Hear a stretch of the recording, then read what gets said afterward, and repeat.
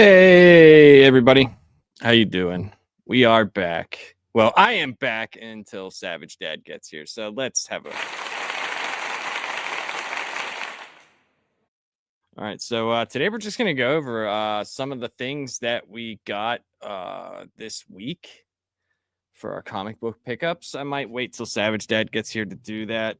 You have to take his son to tutoring, something like that. So hope everybody's having a great week.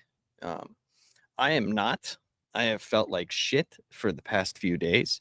I have not been sleeping right. It sucks, but I have been getting a lot of reading done. So I mean, there's give and take to this relationship of trying to sleep and you can't. Um, yeah. So, but I mean, I can't complain. I can't complain. I'd like to, but I can't. So, yeah. What's that? I'd like to know what everybody's reading. If you're reading anything, put it in the comments here if you're watching. If not, most people don't really watch this channel live yet, so we're still growing and building, and hopefully we will get there at one point. And yeah, so I'm also streaming to Twitch at the you can get me at the underscore last underscore panel. We'll also be on Twitter once I get a premium account, and we'll stream to a few other places just to have it. Might do Rumble. I'm not sure.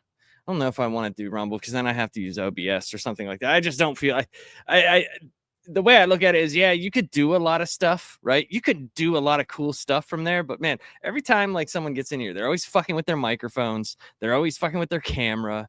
They're always fucking with shit, and it's like, dude, just fucking plug the shit in and fucking talk. Like we're not producing, sitcom television here. Just fucking talk. Get a good mic and talk. That's all you got to do.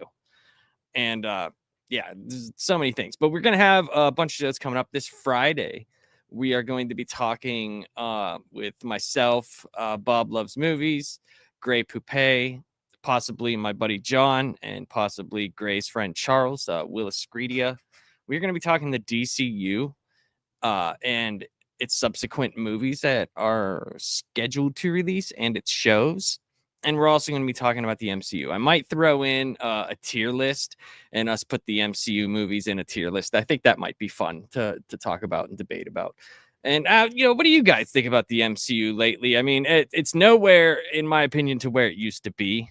The hype to me feels like it's died out. Now let's see what happens whenever this Doomsday movie comes around.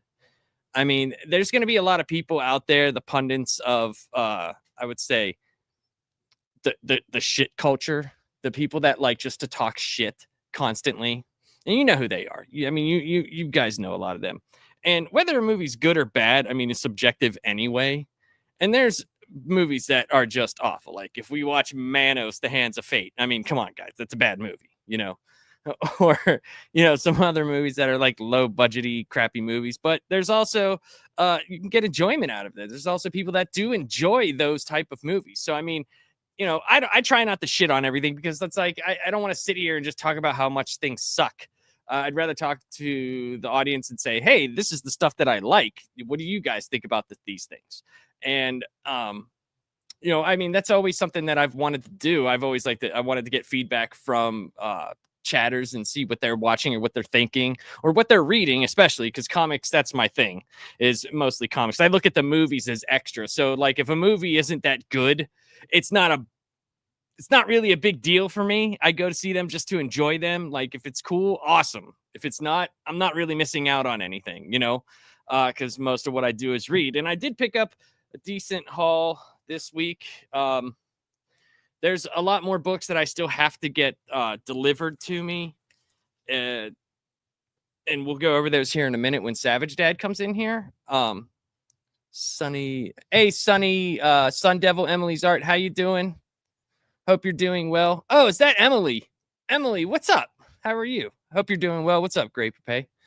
But yeah, I'm all pitted out today, representing my college team. Not that I went to college there, but I did go to many parties at the Pitt campus. I could say that I went to a shitload of parties there.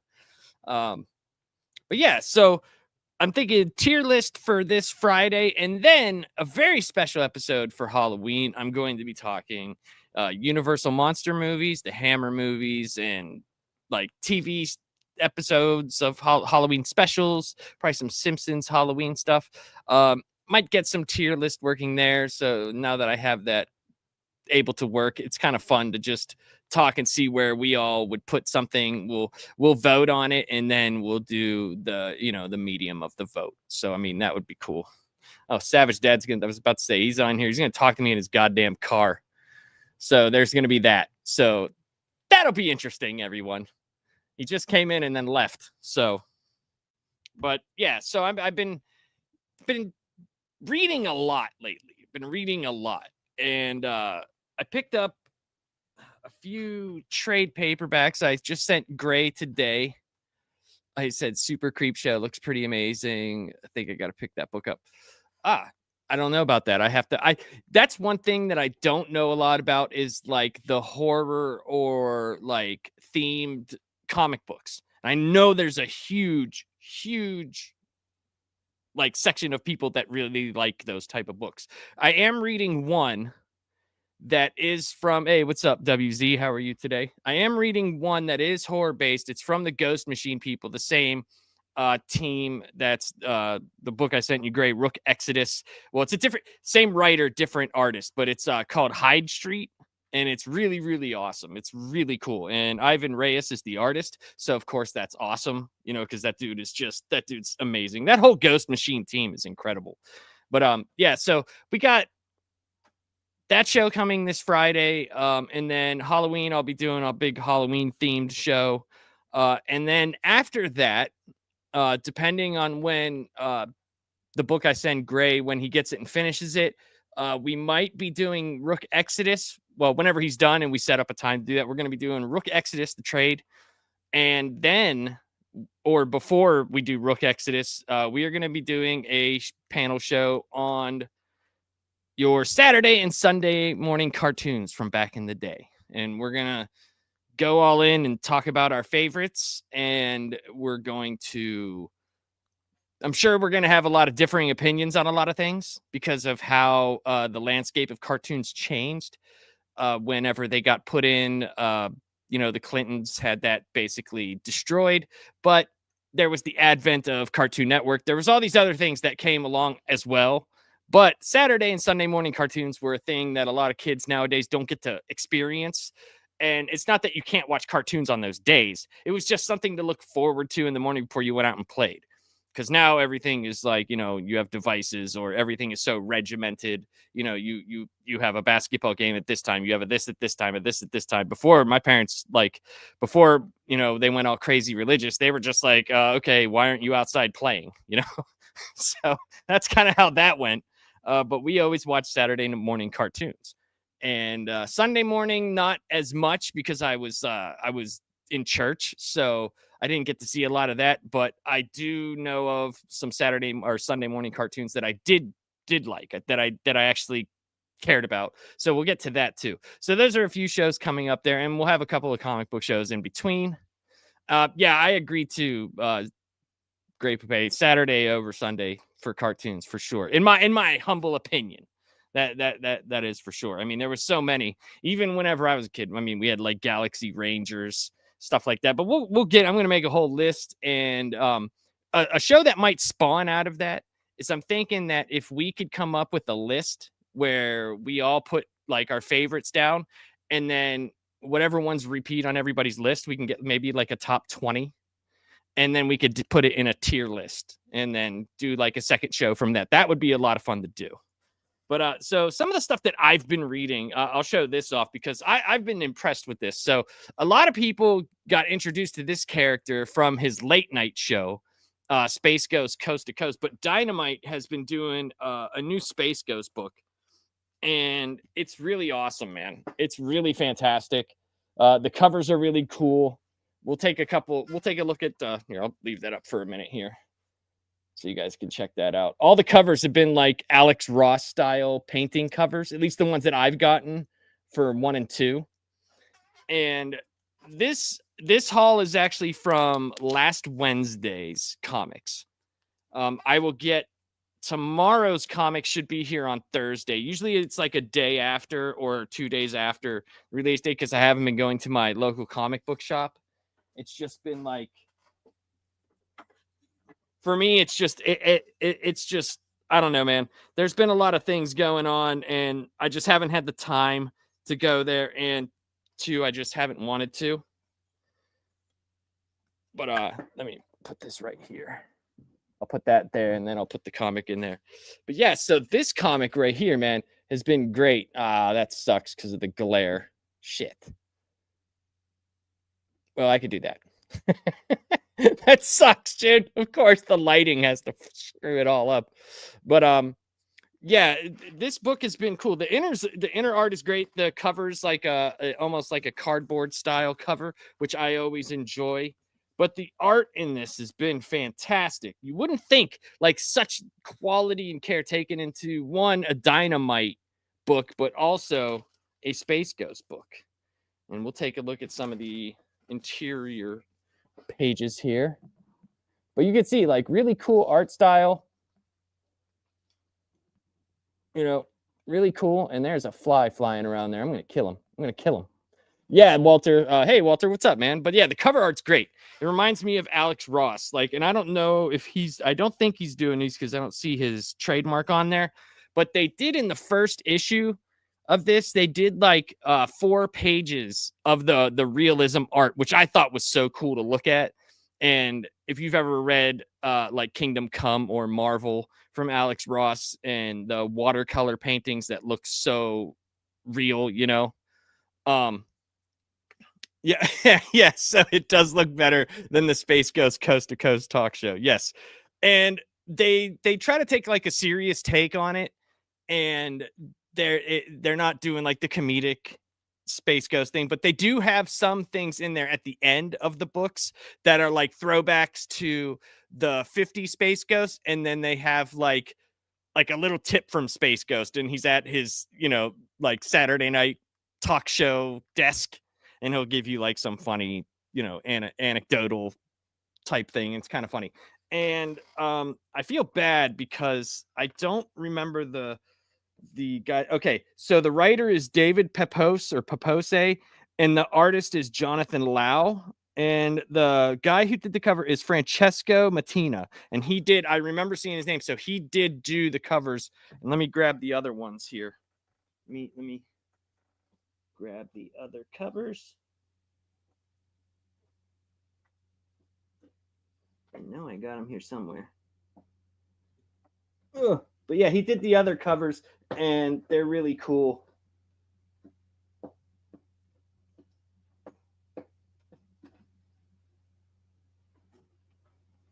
Well, I can't find them. So, anywho, I'll find them at some point whenever Savage Dad gets on here and we're talking. But yeah, it's a really good book, and it's a cheap book. I think it's only like $3.98. And I order from a place called Imperial something on eBay. And the more you order, the less the shipping and handling goes. Because when you see like on eBay, especially when I first started ordering, I was like, I'm not paying for that because the shipping and handling was more than the comic. And I didn't realize, like, because I don't order a lot of things. I didn't realize like the more you order from them, they only charge you for shipping whatever they could fit in the container that they send. So I didn't know. And I'm sitting here thinking like, damn, I got 10 books. The shipping's going to be like $60. I ended up getting 40 books and the shipping was like $10.99. So they sent it in 2 containers. So I was like, oh, okay, that's pretty cool. Yeah, so we'll get into these books here. I'm just going to go into it. Fuck it. He'll be here anytime. So, I got the 2nd issue of the Red Band Punisher. So the Red Band Punisher, it's kind of like DC's Black Label. It's like a no holds barred, anything goes, which is weird because they show like guts and bullets and everything, but they still like star out the swearing. It's like, I don't get it. You just showed this woman get shot in the back of the head, laying on the ground, bleeding out, but you can't say shit. But this is kind of cool to see the Punisher back in basically like, back in full force. Let me get something under there. As a comic book, because like he, had been gone for so long, and it's been quite some time since the Punisher's been around. And fuck, I got to get something to put under there so I could tip it forward. But yeah, it's been a while since he's been around. To Marvel hasn't done anything. It's especially interesting that he's got his original skull on his chest because of the whole controversy with the police and all that stuff that was going on, and Marvel didn't want to put that on there. And it's like, dude, what? Like, what the hell? Like, what does it matter? It's like, it's a comic book character. Like, I never understood that. Why would like people be offended from the fake world? I don't know, man. Maybe I'm just different or don't see the parallel between the two. Like, I don't give a fuck. I don't look for my morality and things like that from a comic book. Like, yeah, there's some characters that like Superman or something that's part of his character. But like when you take like real world politics and you try to take them out from regular comic books, like, dude, if you look hard enough into anything, you could find whatever you want. You could find any type of controversy in anything that you look at. If you want to see it bad enough, you'll find it. And there's outrage and everything. And it's like, it's the Punisher. He's a vigilante that kills criminals. Like, he doesn't like bring them in for justice. He is the justice. He kills the shit out of people. It's supposed to be violent. Like, what did you think? How is that giving cops a bad name from a book that doesn't sell? Like, don't understand. Like, I don't understand. It's fucking stupid, man. Like, I don't know. So here's a book that I can't believe I'm still reading. Even though it's been okay. It's been okay. I got they didn't have any of the regular covers left, but this is Justice League Red issue number 3. And this is an interesting book. So I read the first issue. I still got to read the second issue. And I don't know what I think of this yet. I will talk more about this whenever I get caught up. I usually try to give books like 4 to 5 issues to start telling its story before I say like yay or nay on them. So I can't really say anything right now about how this book is or anything since I've only read the first issue. I will let you know exactly what I do think of it whenever I do get further along in the series. I hope it's good. Like the other Justice League projects that they did for the All In have been actually pretty good. Like the Justice League Atom project was actually pretty damn good. The Justice League what was it called? The Dark Tomorrow special was really good. And then they did another Justice League event for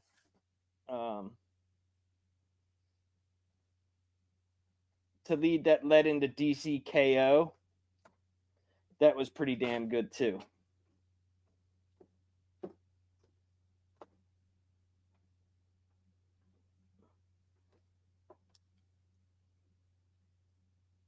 But yeah, there was the Dark Tomorrow. This was the Dark Tomorrow. This was a pretty good book. Right here. This was pretty good. I actually liked this one. Went really cool with all the other stuff that was happening at the time in the DC universe here. Okay, so one of my favorite books that I'm reading right now is surprisingly, and I didn't think it would be this great, but the artist on here is probably one of my new favorite artists, Ethan Cagle, but New Gods has been awesome. It has been a great read. I think it's only supposed to be 12 issues. I'm not sure if it's going to continue, but it has been very popular. It's selling really well. So I don't know, but Ram V is doing this. He was before this on Detective Comics, and I didn't really care for his take on Detective Comics because he's a little bit out there with his writing, but it works for this. Being out there works for the New Gods. And it's one of those things that it's a very hard story to tell when you have all of those characters. But for some reason, with Ethan Cagle's art and Ram V on here, it works. It just, for some reason, it works really well. Engaging story, really cool plot lines, and I was very happy about it we're pleasantly surprised, put it that way, whenever I got the book. Now, they do have multiple artists on here. You can tell whenever it's Ethan Cagle's art as opposed to other pencilers, because like they have like dream stuff that happens, right? And then they have Cagle's art. And Cagle's art, dude, is fucking badass.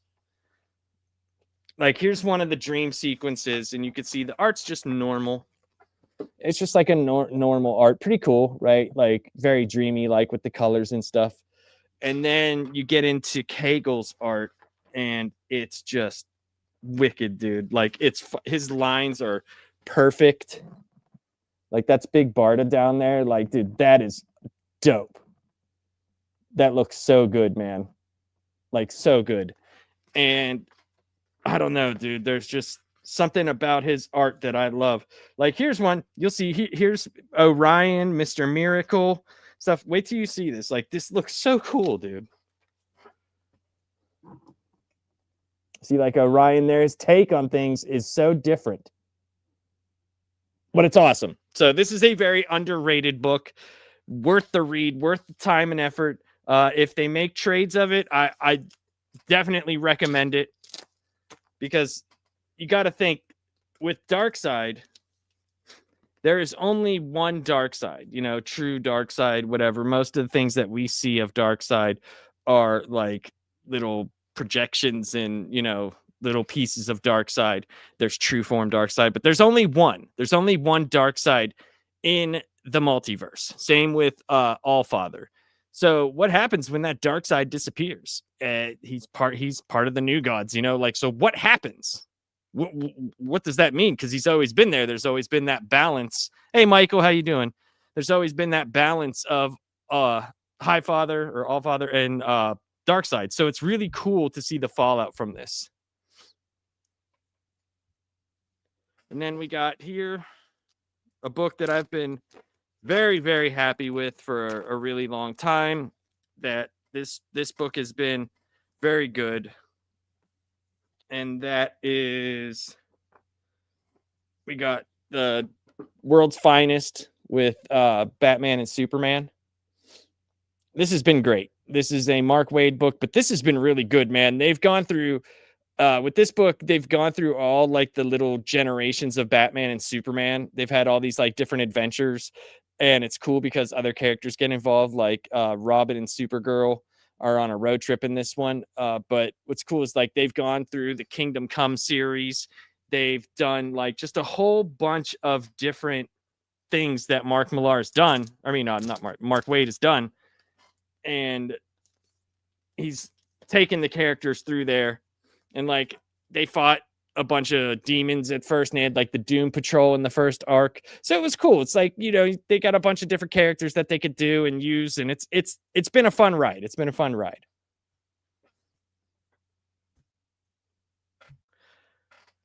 All right, so this book here, I have not read. I've been buying this and the tie-ins. Not all of them, but most of them. I'm waiting till this is done. This is the second to the last book in this crossover, so I don't really have anything to say about it. I'm waiting for everything to be done so I could just sit down and read the whole thing. But this is the One World Under Doom. This is number 8. That's a cool ass cover right there. It's like the Thing is just getting out all his frustrations. It's fantastic. And they gave him titties, so that's kind of cool. But yeah, I started this back whenever I think I saw a video like Comics Explained showing like Doom had basically become the Sorcerer Supreme in Blood Hunt, which was a event that happened before this. And then there was like all this crazy stuff Doom was doing. Like he fixed the Thing to show that Reed Richards doesn't really give a shit about him. And it was kind of funny because he just did. And there was like a cover of Dr. Doom just like this, and Ben Grimm, the Thing, with like all his rocks around him, and he's just like in his boxer shorts, like, what the hell? And he was like, you spent your time working with technology that you had no intention of ever sharing. And look what your best friend, you had no intention of healing him. And he's like, Doom does. And snaps his fingers and fucking he's back to normal. And he's like, my dick. Oh my God. It's not rocks. Oh, thank the Lord. Oh my God. How long has it been? Yeah. At least that's what I would be thinking if I was rocks. A series that I've come to very much like and appreciate.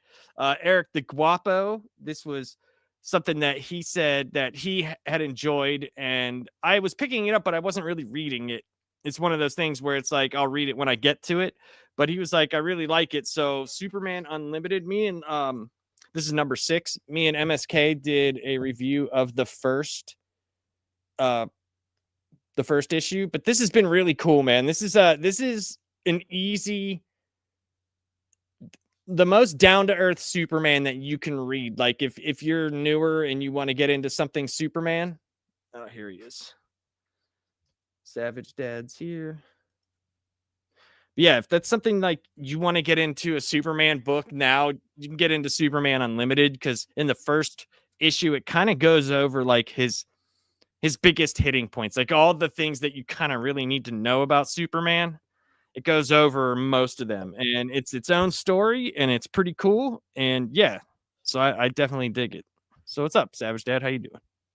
Oh, not too bad. Sorry for the lateness. I had to run my child to tutoring, and then I'm old and I had to poop, so I did that first. Dude, like tutoring and pooping is definitely important. You know, when you get You to be need- if our you- age, there are if things you- that, you know, actually people like, we think these are more prevalent in our lives. Like young people out there, this is what you have to look forward to. Now, if you needed tutoring to go poop, then we might, have to have a discussion. I mean, that, you know, you learn all about that, you know, when you're a child, and then you don't ever really think about it again until you have children, and you're like, this is gross. God, I know. What a pain in the ass. I remember I used to look at I forget who it was, one of the babies, and I was just like, how do you turn breast milk into this? Like, how are you doing this? It depends all on what your wife is eating. I understand, but still, like, I wasn't actually looking for a real answer here. Oh, I was just irritated at the shit that was coming out of my child. Oh, they do, dude. Like, I remember, I can still remember my first child's first bout with colic, and when it finally passed for him. I remember the day very distinctly. Because I never had to deal with that with any of the kids. Really? Nope. Oh. My kids, like, dude, like, I'm dead serious. Like, I don't know if it's because there was only one child that we've had a problem with sleep, and that was my second son, Andrew. And it wasn't that he was bad; he would just lay in his bed and not sleep. Oh, dude, but like, if I tell David, like, hey, it's time for bed, he goes, all right, and then goes up in his bed and goes to sleep. Oh, they do that now, but I had to train every single one of them. None of them would sit in their bed. I had to go sit in there. They didn't. I don't know why they didn't really. That was never really a big problem for us. But yeah, my first except for the second son. He had the worst of any of them having colic, really, and it was our first kid, so we didn't know what the fuck we were doing either. So, but I remember when it passed, when he let go of it, when it was done for him, because I was changing his diaper. No, I sold my first child. That was MSK. Nice. But let's put a shock collar on them kids. I'm not Hassan, so that's very true. Powerful enough. I'm not a big enough streamer to abuse children and animals on stream. No, we have to hit at least like 100K before we start punching dogs in the face. Yeah, exactly. And you know, when you hit however many people Hassan has, I mean, he's up for punching babies. I'll punch babies, sure, whatever. You know, I mean, yeah. So you were saying, that's the way it goes. But yes, as I was saying, the day he let it go, my wife and I was changing a diaper. It was all in our room. We lived in an apartment, and you know, I opened up the diaper and whatever, and as soon as the air hit his little butt, he farted. Like, I'm like, okay, that's a pretty healthy one for a little baby. Mm-hmm. And then and then he shotgun blasted me in the chest Oh, with dude. everything else. And it was loud. To this day, I could probably barely fart that loud. Like, because a colic is a gas thing, and he just blew it out all over me. And I'm like, That's oh, what? what the fuck? And then I picked him up. Like, okay, we're going in the shower because, like, I'm not even wiping this. There's no wiping. No, there are those moments where you can't. You're just like, No. fuck, dude. So I pick him up, I carry him into the shower. He proceeds to continue shitting all over me from picking him up into the shower. Just, I'm like, how do you have this much inside? Not even just how do you turn breast milk into that? How, like, where do you keep? It's like your body weight of shit, and he just blew it all over me. And then to cap it off, as soon as I turn the shower on, he pisses all over me. Like, oh great, fantastic. Yeah, dude. It's like kids, dude. They're like, it's such an He's interesting. 15 now. I don't even know if he's out here. I hope he heard. No, he's the one I took the tutoring. That's right. It's so crazy. Like the things that you have to go through when they're that little, you know, because they can't do anything for themselves. I remember it was like, this is funny. When my oldest son first started taking like solid shits. This is so funny, dude. He was like, he had this little one, and my wife was like at that stage where no matter what was there, I was like, dude, let him like finish. I don't think that's it. You know, I don't think that's everything. Oh, it's in there. I don't want it to be in. You know, I'm like, all right, whatever, dude. So she, you know, grabbed his leg, crossed him, and lifted him up when he did. Dude, he shot this fucking sausage turd, and it just went floop and landed right on her leg. Like it was the perfect, like, and she was going, he's like, he's doing the alley-oop. Yeah, dude. And she's screaming. And I'm just like, I told you. And she's like, get it off me. And I'm like, no, we're gonna let that fester. We're gonna let that sit there for a minute. You need to learn your lesson. you have crossed lines that I told you to wait. Not that I'm smart or anything. I just figured like that can't be everything. Like it just can't be. So, I mean, there's like, you know, there's those trials, man. I don't know if your kid ever painted the wall with shit before, but one of mine did. No, the same one that did that during potty training. I remember one day, the first time he ever got a spanking, I walked into the bathroom and he just had it in his hand and he's just whipping his hips back and forth, pissing everywhere, just everywhere in the bathroom, like turning in a circle and pissing, just, wow, let's go. And I just bang right on his ass. My oldest, I knew, like, I was like, I could smell it, right? I could smell it. And I was like, oh man, we got to change. Go in there. And he took his diaper off and just stuck it right to the wall, dude. And it was just like, he's like, look what I did. And I'm like, son of a bitch. Check this out. I'm like, God damn it. What are you doing? I must apologize. I've turned your comic book panel show into a Dadcast episode. It's fine. I need to bring back and actually do. Then we should shoot the shit over child stuff. That's what I did on Dadcast, was talk to other dads about dad shit. It's cool. Yeah, I mean, like, I need to bring it back one of these days. I remember, like, it was about, I think my oldest was like 17, and I started telling them, like, because they had, you know, met my friends who I was friends with at the time. And these dudes were complete jackasses, you know, and they were kind of like, so like, what did you guys do whenever we were, you know, you were our age? And I'm like, oh no, I'm not telling you any of this. And they were like, come on, like, tell us a story. And I was like, all right, I'll tell you a story. I was like, Shaughnessy over here, right here. And he's like, I was like, well, his house is like where we always partied, because his parents were like super rich and they bought a house in like the ritzy part of neighborhood, but they left him that his like house he grew up as a child. And it was a beautiful house, man. Beautiful home, had a deck, everything. So like, that's where we would go and hang out and party. I mean, I lived there for like a year and a half, and until like me and Amanda got married. Like it was probably shorter than that, but it felt like it. And we would drink all the time. And one of the roommates that he had, his name was Ronnie. He would get home late at night, and like most of the time we would smoke weed and go to King's or like Denny's or some 24-hour place, right? Well, we were notorious for like, do not, if you fall asleep in this house, we're fucking with you, like bad. Like I'm talking like, dude, some of the stuff that we did, I could probably get arrested for. Like I'm talking like, it was not cool. Like I look back on it and I'm like, dude, that's fucked up. Like you Like, didn't just leave the open Vaseline jar next to them. You actually put it in the bucket. no, that's not, dude. We shaved. Dude, Shaughnessy fell asleep next to his girlfriend, so drunk he wasn't moving. We took out the clippers. They're both naked. We just started. Sean's very hairy. We just started shaving him, hair, eyebrows, everything. Stuck a Hoover on his nuts. Like, I'm talking like we were fucked up. Like, I don't know why we did that stuff, but anyway, this one was funny. And he had, like when you're standing in front of the sink, right? And you have like the sink like here, and then you have that like the spout that comes out like this. It's like a umbrella handle upside down. Well, if you ever notice, like the cabinets below always open like this, and then there's that middle piece of wood, that's like directly in the middle of your sink, almost like it's aligned there. So Sean, like, we had a rule, like if you threw up, like you're not getting in the car, because like you'll probably throw up in the car. That's just, and the right. car will smell like it. Of course. Yeah, I did that to somebody's car. I felt terrible afterwards. My wife did that in my car.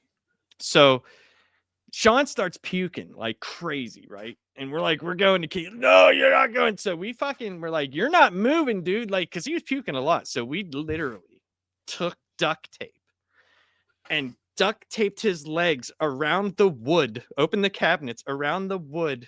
He was duct taped to the sink, and we duct taped his chin and put his head into the curve of the sink. We duct taped it. Yeah. And when we came back, he was literally passed out like this on the sink. At least he wouldn't, choke on his own vomit. Well, we figured that. We figured, Yeah. well, here's the thing. You're The way we figured was this: if he fell backwards, the dish machine was behind him. He has a little island, so he would have smacked his head and like been unconscious anyway. So fuck it, who cares? Like that was our thinking. Like we did some really messed up stuff, man. Like some like stuff that I'm very not proud of, but stuff that I'm very proud of. There's some things that I did that I was very proud of. And one of them was like, there's always Deshaun, because he was always such a dick. He was always such a dick. He was a loud Irish dickhead, right? And he passed out in his basement. And so like there was a basement, or there was a bathroom upstairs and one downstairs in the basement. And I remember seeing him down there. He's like in the corner in the dark. I was like, oh shit. So I just started putting stuff on him, like just messing around. And then my buddy Mike, his sister, went down to the bathroom, and she came up. She was like, did you see Shaughnessy down there? Like, he's got a whole bunch of stuff on him. Like, someone put oven mitts on him, and like he's got like a toaster cover on his head. And I'm like, that was me. And she was like, she looked at me and she goes, you want to like fuck with him some more? And I was like, oh yes, I do. I do want to do this. So she got her makeup, and we were just making him up, dude, like all sorts of stuff, Well, other people started coming down, and like we were putting shit all on him, dude. Like anything that we could find, like road cones he had, like, because he worked for the state, like anything. And there is a picture somewhere. I will find it. I'll ask someone to send it to me. He looked like Optimus Prime of things in his house. He was just covered, and you just see this little face like this in the middle of it. And he's just got these big things and like just dicks all over him, just dicks everywhere. Hands, and you fall legs. asleep, dick get drawn on you. That does, Yeah. I mean, it's, Yeah, I don't know how he got them off his face, especially like because it was a Saturday, and he worked for the government, and we drew those things in Sharpie. Oh, the government doesn't care. Oh, they do in Pittsburgh. So, the fuck they don't. They are super. Dude, Pittsburgh is basically like San Francisco Junior when it comes to their politics.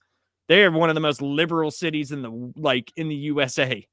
Yeah, so they probably were like, oh, I like your choice. I like your choice in face tattoos, dicks. No, they were probably like, we agree with your right to have them on your face, but you're going home with pay. Like, you're not going to be out here with penises on your face. If you're, we did. It's a little harder. We did stuff like that, which was a lot of fun. And a lot of them, like the guy who does the music for the Laps Comic Fan, Kevin, he can attest to most of this because he was with us all the time. Like, we had parties down at his house, which were great because like he would play guitar, and my other buddy Mike would play drums, and we would do like Pantera songs. We did Morbid Angel songs, just a bunch of fun. Just a bunch of fun. It I was was trying to good find something. time. Good time. Here, you reminded me of something. I'm sending you a picture. You guys want to know how I know Laps Comic Fan is old? Oh God. He still uses Facebook. Well, that's the only thing I can send the thing on. You could send it in X. Remember I did send it in X, and you said send it on Facebook. Oh no, I just didn't care which one you sent it. Okay, here I'm gonna send you a little something. So this is I don't use Facebook. I use Messenger. I haven't posted on Facebook in like 3 years. Oh, okay. Right. Oh, I have to write a message here.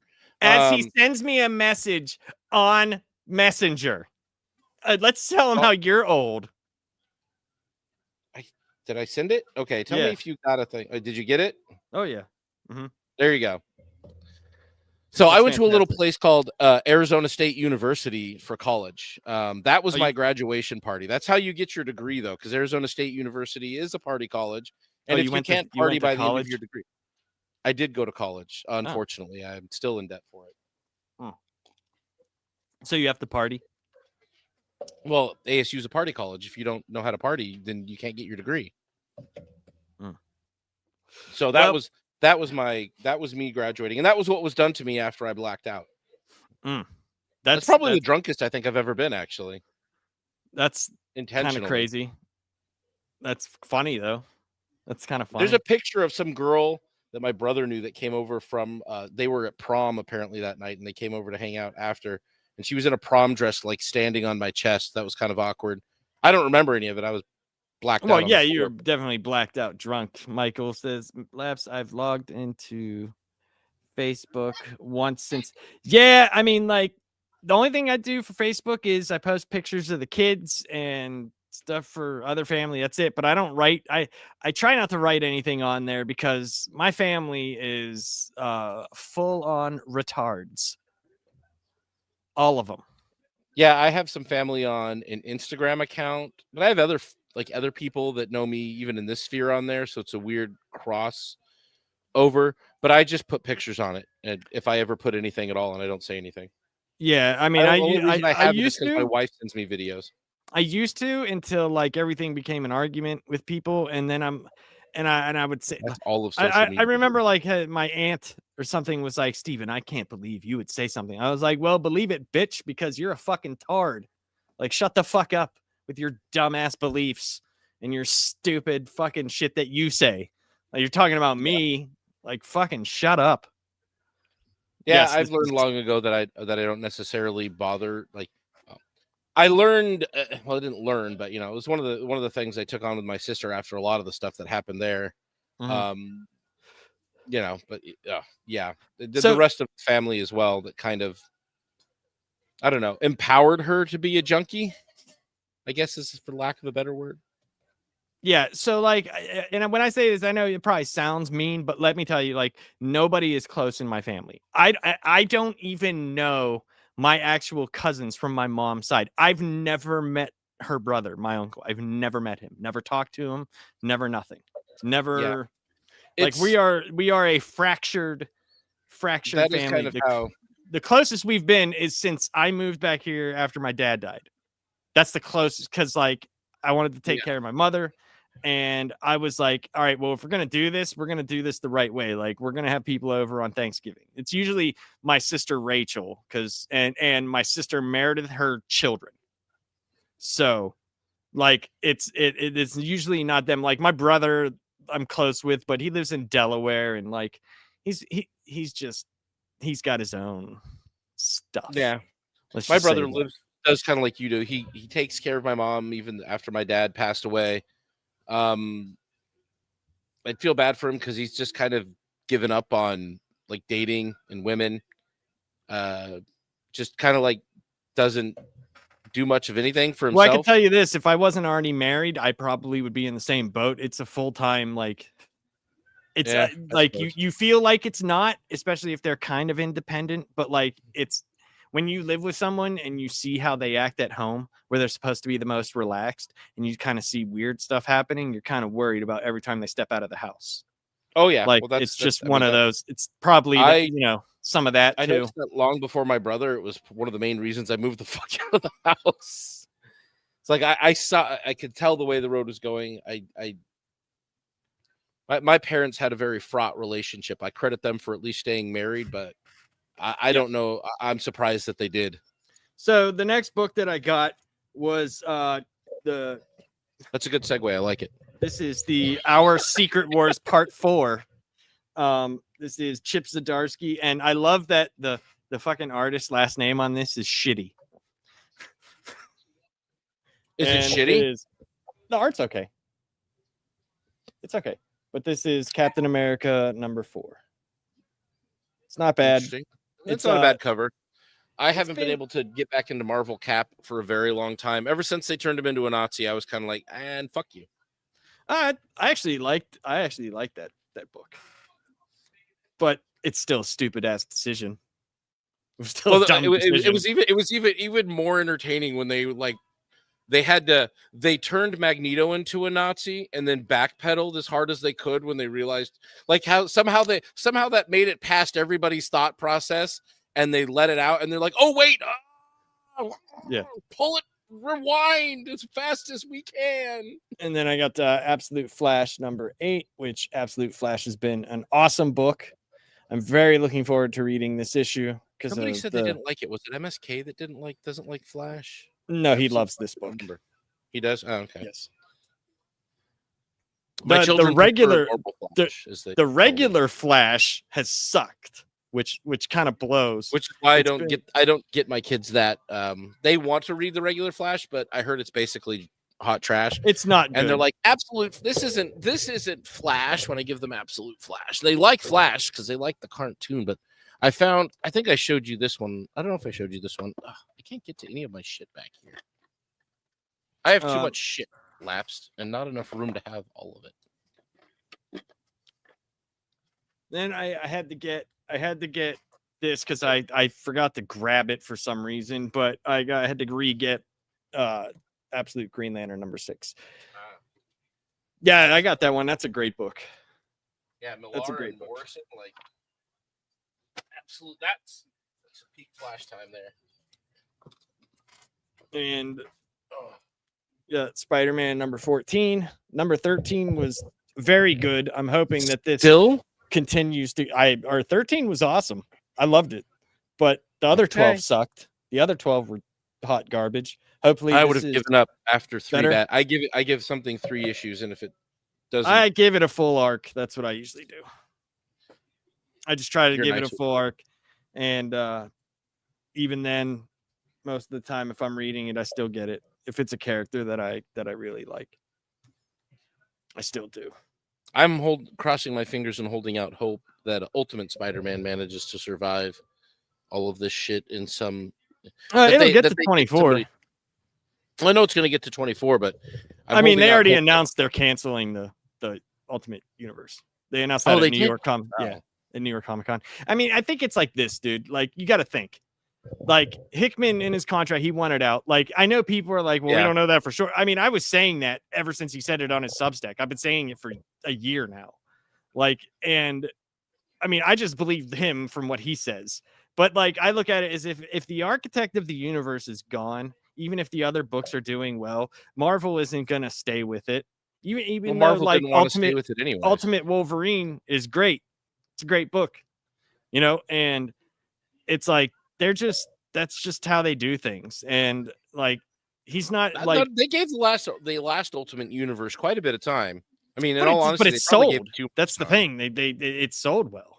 It sold well. I thought Ultimate Spider-Man is selling well, but he's quitting. That's what I'm saying. He's quitting. Yeah. Though. So like, if the number one book is quitting and the other ones aren't making up the majority of those sales, you could take the other books and it doesn't even get to what Ultimate Spider-Man is selling. So that's what I mean. Like, it's kind of like whenever he said he wanted out, that was it. He wanted to concentrate on Imperial, which has been great, which I thought has been great. And that's probably why that last Spider-Man issue was really good, because it crossed over with what's going on in Imperial.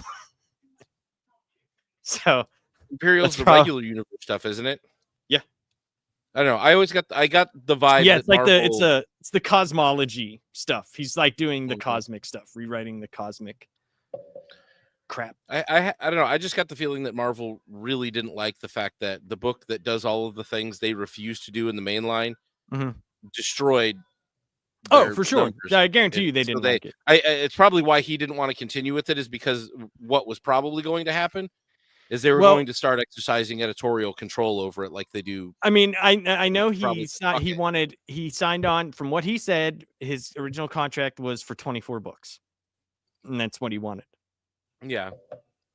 I don't know. I feel like that. I think he learned from X-Men.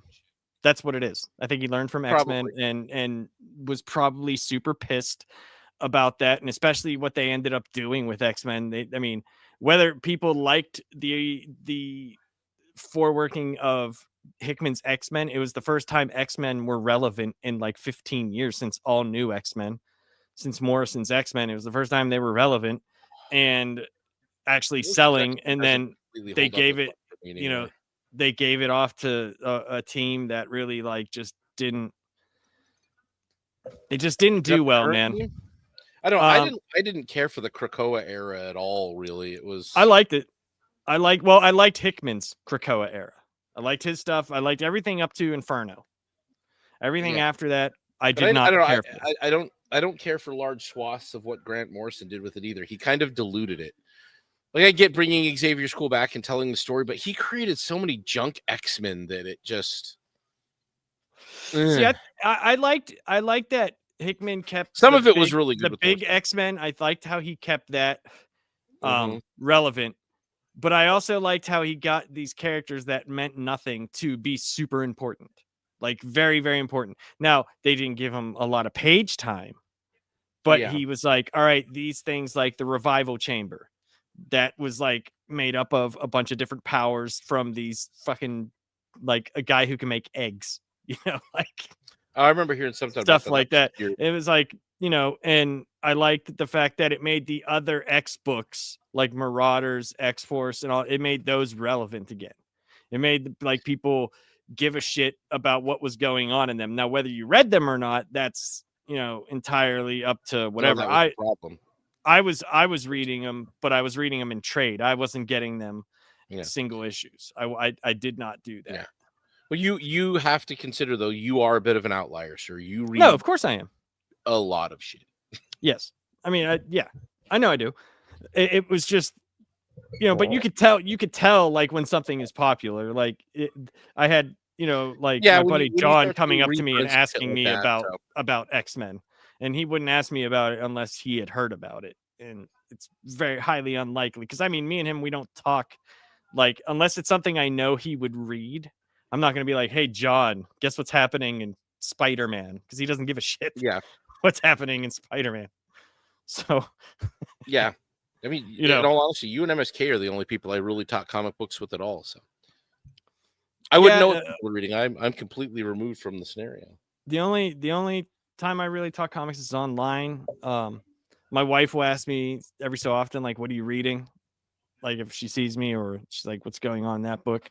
But she reads stuff like, she likes Noctera. She loved that series. My wife reads web comics that are mostly anime. My wife does read those. or certain kinds of romance novels. I don't know if she's around. She feels like I poke fun at her over them. Well, yeah, romance. Like, I read the description on Amazon Woman. I know what that's about. Yeah. When you got Fabio covers, you know exactly what it's about. Oh, it is. It isn't Fabio. It isn't Fabio. That's definitely no. I'm saying Fabio covers. Those are like, big hulking men. Oh no, it's not even that either. Oh, it's worse. Is it just a big giant dick on the front? Veinopolis. Oh no, they're supernatural creatures. Oh Jesus. Yeah, I know. Werewolves, fucking.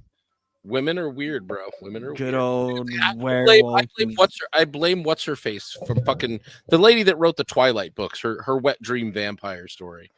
I mean, Anne Rice though was doing that forever. Anne Rice did kind of, but it was like, it was, dude. Yes, it was. Yes, it was. But it was like more old timey. It was shit. Vaguely. I don't know. I wouldn't say it was classier, but it wasn't. I mean, It- she has a bunch of different pen names, That's who it bro. was. I'm She sorry, has but Twilight was just like teenage wet dream trash. It was like stuff that like 16-year-olds. Well, I've never. I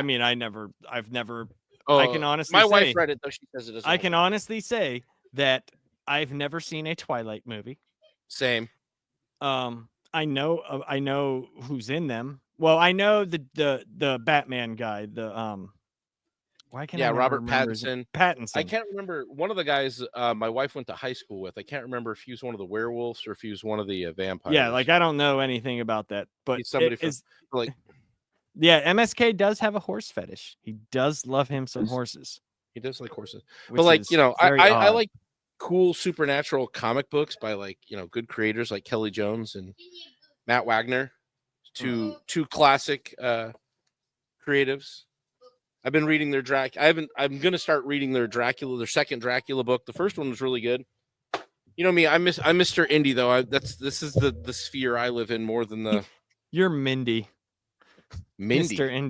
Mr. Indy. Marindi, and then I sound Indian though, and I don't poop in the street. I'm Marindi. Thank you for calling. I may help you. Yeah, I have no problem with indie books. It's just like I've always. It's not always your always thing. Like liked- I've got to shove you in front of it, like you shove me in front of the absolute stuff. Yeah, I mean, know, there's something we're not there's into. indie books that I read, but it's mostly like indie, as in like I can still go get it somewhere. I don't have to wait. Yeah, you're not Or- a patient man like me. It's not that I'm not patient. It's just that if I want a book, I want to read it. I Well, don't want to yeah. I don't want to back something for like 8 months and it possibly not happen. Well, see, this is there's two ways around that I can tell you work. One, avoid people who are doing it on Indiegogo exclusively, because for the most part, that's a place you go to build somebody's Ponzi scheme. And you go to people that are legitimate, like Mark Miller stuff. I will back anything he puts up because he's already proven himself as a creative. It's good stuff, it's quality, and he's not fucking around. Two, like just seeing how he did his first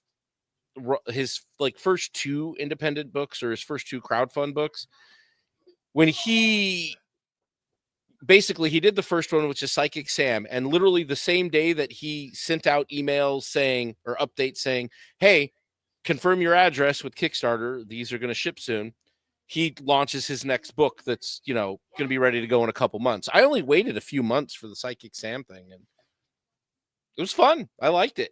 Quality book, quality paper, good art. As Then long as there's you other like it. indie I mean, I don't shit on anybody for getting what they like. That's the thing. Like, get what you like, get what you want.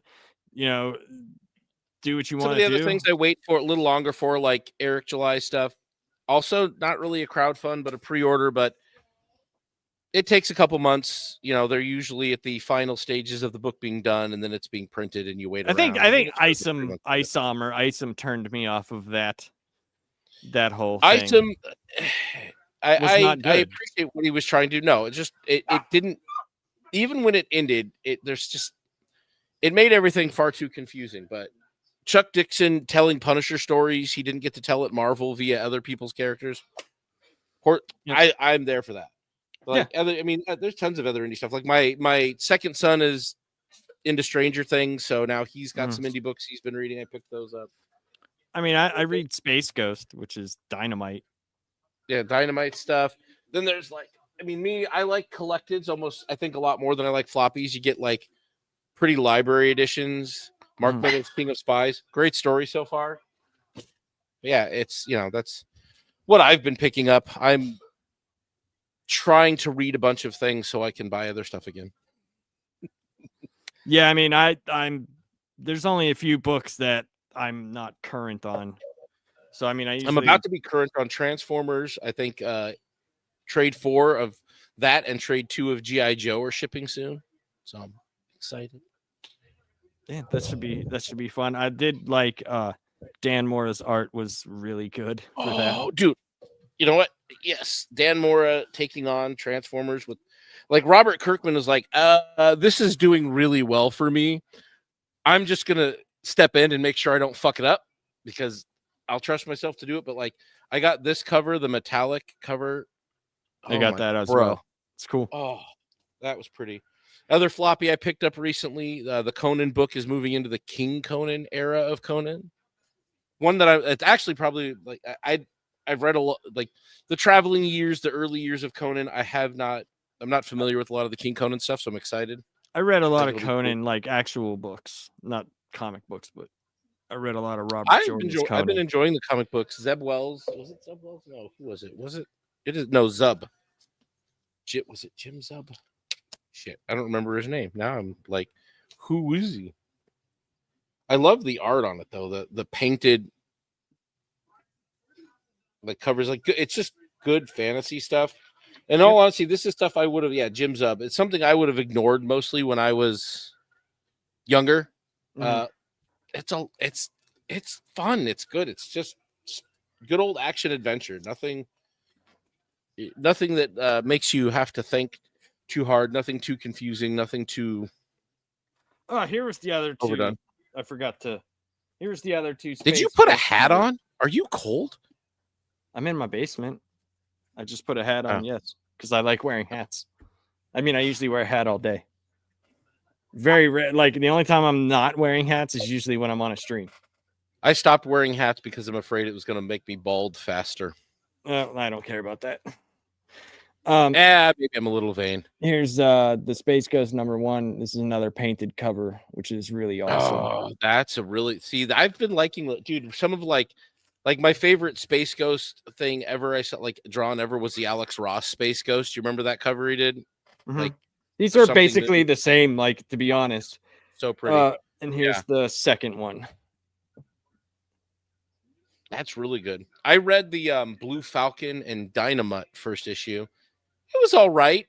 Obviously, the third one really. from this last week, which is cool. Very cool. The covers are pretty fucking badass. Like that's covers are great. The interior is fantastic as well. Surprisingly, it's actually pretty high quality. That is surprising because like the Dynamite interiors were okay, but not like or Blue Falcon, whatever. They're okay, not great, but that's that one is such a far reach. I'm surprised that they bothered to bring that Hanna-Barbera character into the conversation. Like Space Ghost has some notoriety. You know, people of our age. Once Upon a Time. Fuck, I missed that, dude. The best that would talk about if they brought that back, it would be the best. The only reason to have late night television. Oh, late night TV sucks right now. It's so bad. Late night TV is dog shit. Well, it's dead, dude. It's a dead medium. I mean, it died whenever Conan died, in my opinion. I still was watching Conan. Well, that was what I said. I remember that he posted a thing about the whole Jimmy Kimmel thing and like, oh, we shouldn't silence people and blah, blah, blah. It's like, Conan, I stopped caring about late night when they silenced you. Yeah, like seriously. Like, they fucked you over first, guy. Like, that had nothing to do with anything political. That was NBC fucking you, and then CBS not giving a shit either. Yeah, well, CBS they still had David Letterman, so I mean, like they weren't gonna do anything. But yeah, like it was just like the whole thing, and that's the only time. It's the only time Jimmy Kimmel was actually funny is when he was on Jay Leno, and he said. They were like, they did this like top 10 thing that he was doing. And he was like, if you ever did it, and Jay Leno's like, hey, Jimmy, you ever done anything like, underhanded? You ever done something like that, Jimmy? And he's like, yeah, I once told a guy that I was going to give him a show. And then 9 months later, I took it back. He was like such an asshole. That was like one of the few times Jimmy Kimmel was actually funny to me. Outside of Man Show and Win Ben Stein's Money. I forgot about the times he was on Win Ben Stein's Money. Ben Stein was fucking underappreciated, I think, in his craft as an actor and as a host. Like, I mean, he was good. Ben Stein was always good. He was definitely good, man. I mean, I liked most of what the Ben Stein stuff. I thought it was funny. Oh yeah, he was always good, and he was good just about everything he did. It's unfortunate. It's I don't know. Sometimes I find myself saddened, and we were kind of talking about this even on MSK's show the other night. Gray and King and MSK and I, mostly Gray and King and I, we're talking about kind of like, I mean, besides the cartoon things I mentioned earlier, how there isn't really anybody coming. Like there's no celebrity anymore. There's no No. new generation of people coming in to take the reins of what of the landscape of Hollywood and acting, and like it's they've discounted developing new talent for the sake of casting all of their talent based on agendas that have nothing to do with any of the mediums that they're operating in, and it's been nothing but done nothing but be to their detriment. And talent agencies, I think, also have a heavy amount of blame in this, because they've let these mostly functional retards that can pretend for money on screen go out and destroy themselves within the public eye via social media and other things. Like if I was a talent agent, the first thing I would say, delete all of your fucking social media, get an email address, and like live your life off of the internet, and you're gonna fucking be rich. I mean, I mean, they're all pretty much rich anyway. It's just they just don't care. Nobody cares for the most anymore. part anymore. That's the other thing. Yeah, they don't give a shit about the craft. They don't give a shit about the story. They don't give a shit. I mean, they're depending on your studio. They're casting directors versus hiring high quality directors and writers. I mean, you are playing pretend as a living. So I mean, you're an adult pretender, and that's your job. But you could still be good at it. Take it seriously. You could be good at it, and you could just like. That's the thing. Social media killed the celebrity. When they all got on Instagram and Facebook, they were fucked. Because then everybody else is on there, and you're like, oh wow, this person actually kind of sucks. I don't want to watch their movie. Yeah, see, I'm probably in the minority. I don't care what anybody says in real life. It has no bearing on whether I like their movie. It's whether their movie is good or not.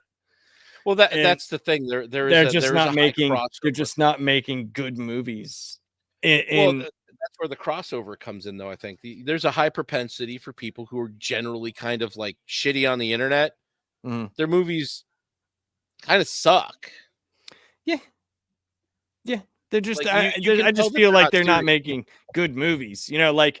Oh no, they're not. There's a lot of celebrities that like whenever I liked Robert De Niro movies, but I sure as fuck don't like Robert De Niro. He's a fucking lunatic. Yeah, I'm surprised I'd be surprised if he could read at a 5th grade level. So that's what I mean. That's what I mean. Like before the advent of that, like there was still making good movies though. Like those people still existed. Social media just didn't exist. So like that's why I say it doesn't really bother me how they act outside for me, just me personally. Yeah. Because it's just, to me, it just seems like they're not making a lot of good movies anymore. Now there are movies that I do like that come out. It's just that it's not as a big deal anymore. Like if I see anything, it'll be like if Daniel Day-Lewis does something, I'll watch it. I always watch that. Can't really think of many others. Like who's left out there that I would go see? Like I'd probably see anything that John Malkovich put out because he's a real fucking actor. Now, like I said, I do have my guilty pleasure of The Rock, but I don't see them in the theater. I've never seen a Rock movie in I haven't. No, sorry. We did see Journey 2 in 3D with one of the children. Jumanji in the theater, I will say. One of the kids wanted to see the Journey 2 movie, and we saw it in 3D. It was the first time we saw a 3D movie. Like in 2005 or something like that. That's the really I was thinking about this the other day. I'm like, there's nothing coming out. Like it's Christmas time, or it's going to be Christmas time. There's a couple of movies that I want to see. I do want to see that Daniel Day-Lewis movie. I want to see that movie. I don't know any of these people's names. I don't know who they are. There's this one where it's like this woman's abducted and they think she's like an alien and stuff, and it's pretty wild. I can't remember what the hell it's called. I'm not even sure what that would be. I know that like Avatar comes out in December, but I know, but it's Avatar. It's Avatar. Yeah, like it's like the first one was Pocahontas, the movie. I've never seen the second one. The first one was Pocahontas, and I'm like, okay, I've seen this story. I don't need to see it with blue things that attach by the dick. Like I don't need exactly. It's like, at what point are we having some sort of really awkward relationship with outer space animals. Mm-hmm. Like, Very very much awkward. so. Apparently, the second movie dived into that even more, and I was like, oh. Yeah, I don't know. Uh, I know nothing of Avatar. The last thing I heard of Avatar was that when I saw Doctor Strange Multiverse of Madness, I saw a preview for Avatar.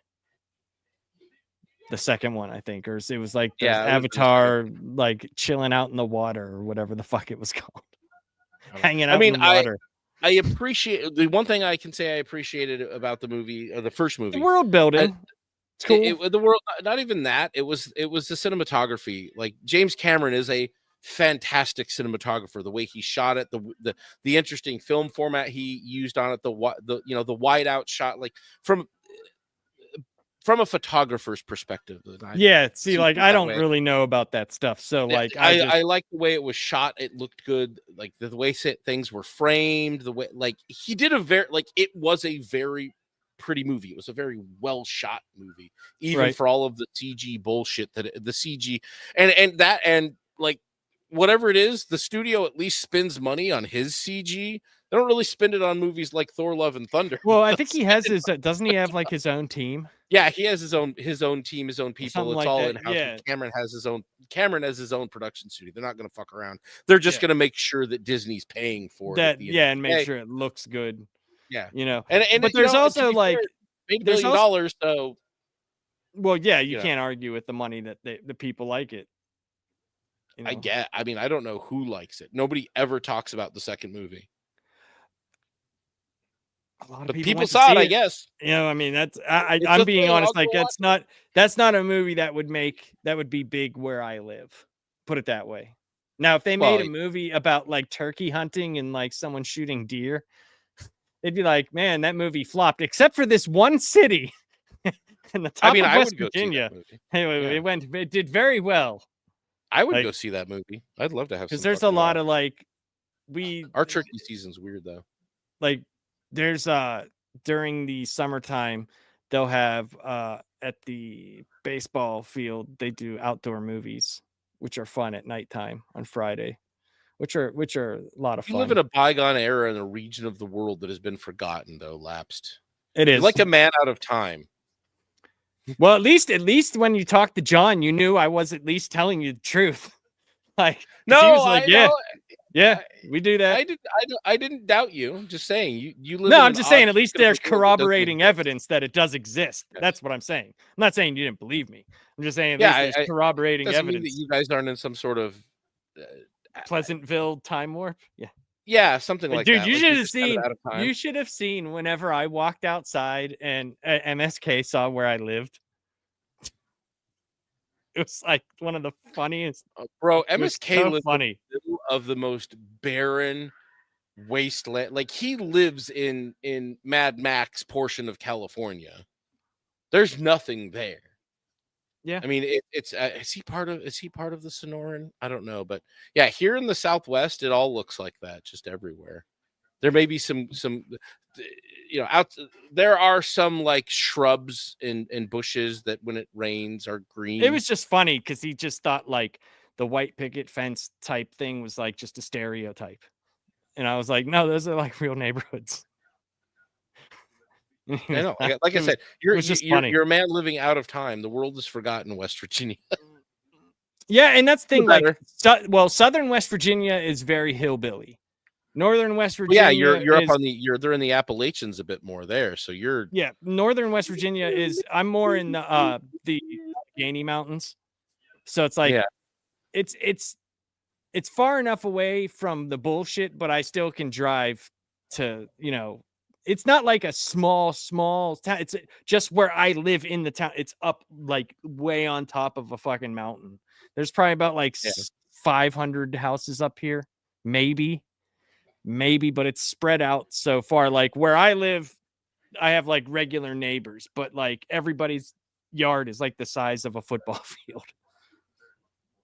It's a great place to raise children, but if you're not like doing sports or hunting or stuff like that, I could see people getting very bored or like into drugs or something like that, because you don't really have a lot to do. It's more like When you're super young, it's great, and when you're old.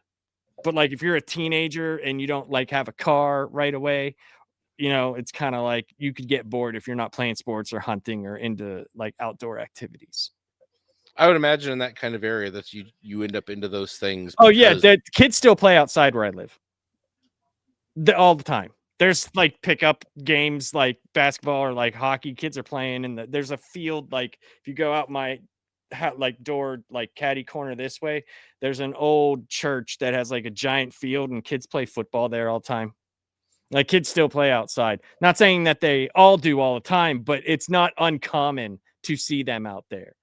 And like kids still make lemonade stands here. Every time my wife goes by, dude, every single fucking time. She could see it. Oh, we're turning around. We're turning around. We got to buy lemonade from the little girl. I'm like, okay. Whatever. I see you exist outside of time, sir. I like it.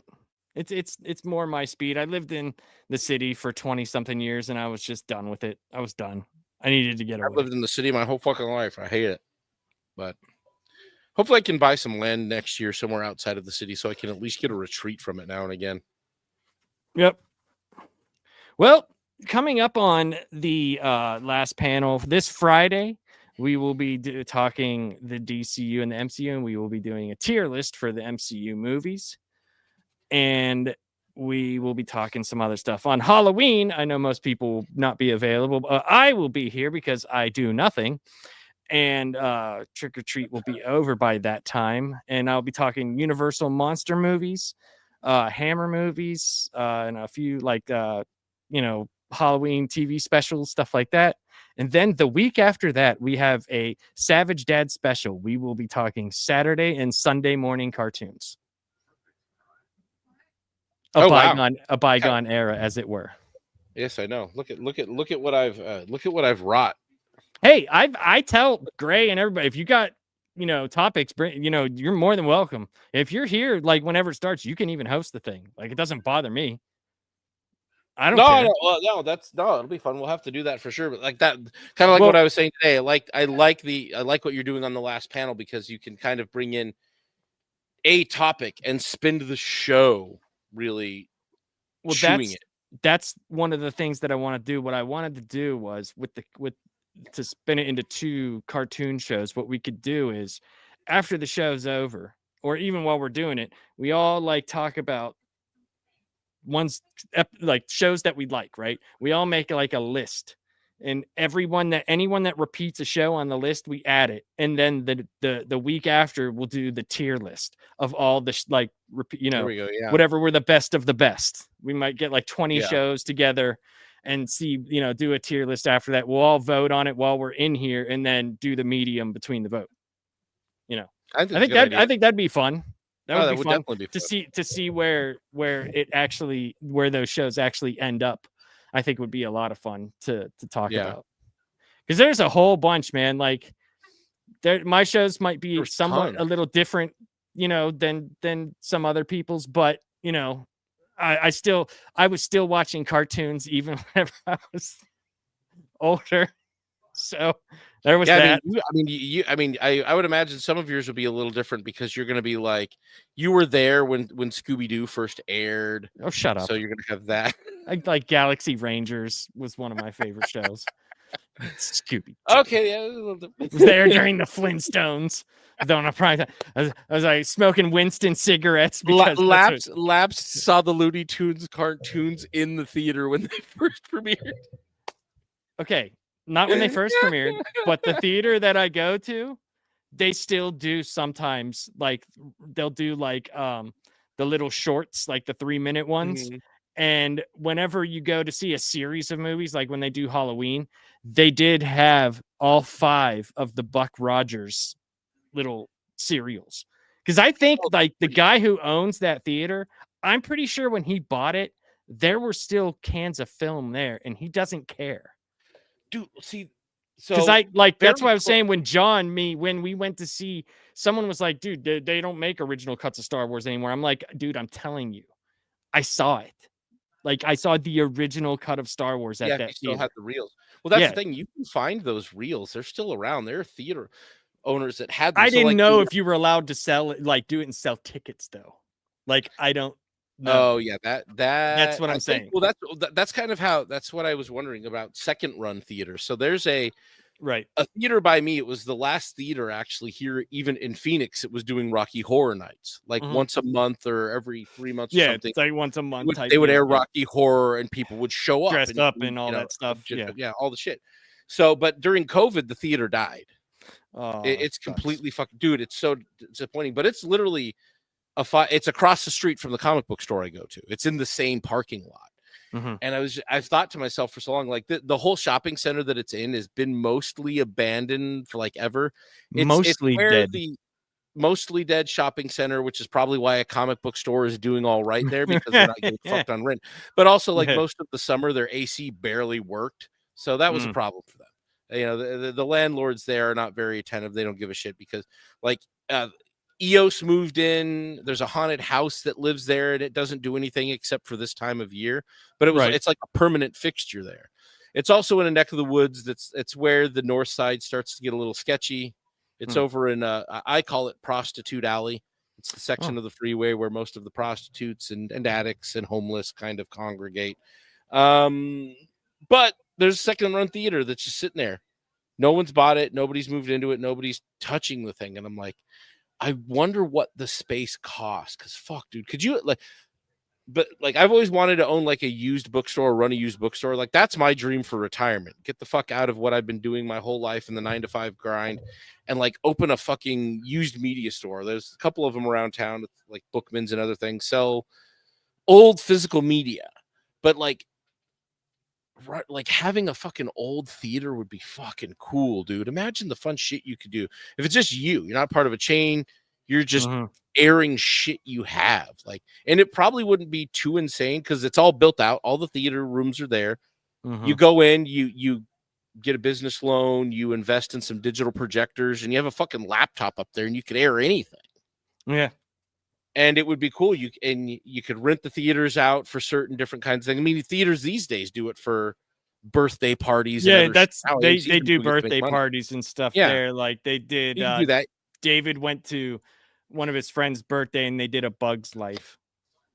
They Yeah, did you that. could do that. You could do video game, like you could rent the theaters out for video game shit when you don't have anything airing in it, but you could also bring in other stuff. You could have other Dude, people that would be from, fun like, for like an old Tekken or Street Fighter tournament. That'd be so much yeah, fun. dude, have a freaking video game tournament in there. You could even rent out places in the lobby. Like you could have, I would tell the comic shop, like, hey guys, come put some spinner racks over here. This is like, I'll rent some space out to you. Come sell some shit. I'm gonna air comic book movies. Like, come over here and hawk your wares over here with me, man. Like, you could collab with a lot of people. There's a lot you could do with a space like that. I'm like, fuck, man. But you know, if I had capital, I was like, fuck, that would be something I would love to do. That would be a lot of fun. That, and who knows what they left in there when it closed, because they That's didn't what I even mean. take Yeah. the fucking posters down from it. The posters were still in there. They just shut the doors and said, nope, we're out. Like, who Yeah, knows there's what probably old a reels bunch of could shit still in be there. in there. Yeah. Yeah, and it's just and that thing was open. I mean, that theater had existed since I was a child. It'd been there for 40 fucking years. It's been there forever. Yep. It's the old school theater style seating. They got like these old style LED like rocket ship lights from like the 50s, where it goes down the hallway with you. Yeah, it's fucking cool, dude. interesting. I'll take a video next time I go to the Yeah, dude, I'd to the love to see a theater. video of it, but It's really I think it cool. would be, Like the upstairs is really neat. It's just like just a bathroom, but it's got a little staging area, and it's just nothing but like autographed pictures from all the people that have like done shows there. yeah. Like the Trailer Park Boys did stuff there. It's Always Sunny in Philadelphia people did stuff there. That's the other thing that would be cool too, dude. You could do events for things. Like, I know, like, somewhere on the I know, east side. I didn't know the Trailer Park Boys did stuff there, or I would have went. Like, I would have went, and whenever I got there and I saw the people, I was like, what was this? He was like, oh, last week they came, and it was when they did their season for Jail, the 12th season. He's like, they premiered the first 3 episodes of Jail, and I was like, what? I didn't know. I would have been there. It's like, damn it. And they always have you do like that. Tom Savini will be there, probably because he's from this area, the Pittsburgh area. They used to do like the Night of the Living Dead stuff. They always do Yeah. that. I want to see what their lineup is for Halloween, because especially since Halloween's on a Friday, they'll probably have like a lineup for the whole weekend, which would be fun. For a little bit. Which Yeah, it I would did be get to pretty see cool. Dracula and Frankenstein there, which was cool. Oh, that's pretty cool. Like, and you could do like different kinds of movie meetups. Like I know over on the east side somewhere they're doing a screening of The Room. I went to I think I've talked about this the last time we were on. I did go see The Oh, Room yeah. in Pittsburgh at the Rex, and I did see Tommy Wiseau throwing the football with people. Yeah, so Tommy Wiseau's going to be out like here. I had a friend of mine who was thinking about going. Did to it, but I you think did he's you excited not see to. the movie that him and the guy Greg did called Friends or Best Friends? Did you see that? Mm-mm. You gotta see that, dude. Oh my god, it is. But I'll send you the trailer. You have to see Okay. it. Tommy Wiseau plays a mortician. Just put it that way. Just put it that way. That's all you got to know. And it's Okay. it's exactly what you think he is. Yeah, it's pretty crazy though, because that guy, the guy who played Mark, he does a lot of stuff with like fans and like does a whole bunch of other Yeah. stuff, but that was, I think it's called Best Friends, or it's like Best F and then Rens. I can't remember how it, but I'll send you the thing, because I know I have it bookmarked, because every so often I think I might have the digital copy of it. If I do, I'll upload it for us so you can watch it. I have Oh, to yeah, look, that'd be but I know I have it somewhere. I know I do. But it's interesting. It's an interesting movie. Oh, I would imagine. Anything Tommy Wiseau. Just like that's one like that we will definitely have to talk about. I know people have talked about it to death, but I think talking about it as like where you dissect each like interaction that he has would be funny as hell. Because Yeah. like, what was he thinking? Even though like he thought this was going to be his big break and his big thing, because you're tearing me apart, Lisa, and all that. But like, just like, what the fuck? Like, what you wonder what people are thinking. Like, they don't see what we're seeing, and it's not like where it's just a few people, right? What person has ever said that's a good movie? Like that's universally like obviously liked for the other reasons, not for the reasons that it should be liked, where he thought he was really telling this story that was like gripping and motivating, to where he thought he was going to change people's lives with this shit, and it just ended up being what? Some people are very delusional. They don't guess so much so they don't see necessarily past the delusion, I guess you could say. Yep. But yeah, that would be fun to do. Like, I know some people do these, and you can't really do it on YouTube, but doing like a watch along where you kind of pause. You can it, like do it on said, Discord. interaction. On Discord as well, you can get away with it. But if you wanted to stream it for some reason, yes, Rumble usually let you get away with it. You get to a point, and like you're saying, then you just like we sit there and we talk about what we just watched in that scene and kind of chew it apart. Well, you can like if you do like a countdown and people are there to start it when you start it type of thing. I know like that's hard. It would just be easier to if you stream on YouTube the stream, but you also have it going on in Discord at the same time, so people can go into both. Yeah, you could do that, but Discord's I know is the easiest way to do it. Just have a room in Discord and people can come in and watch what you're watching, because it'll be straight uploaded right in there. There's actually a guy who does a wrestling show that I know. He's doing actually pretty good with his channel. I think he's up to like 25 or 30 something K subscribers. He's doing really good for what he's trying to do. Yeah. He's only been around for about a year and a half. And he's doing really well, but he does like, I don't know how he pumps out the content he does and still works too.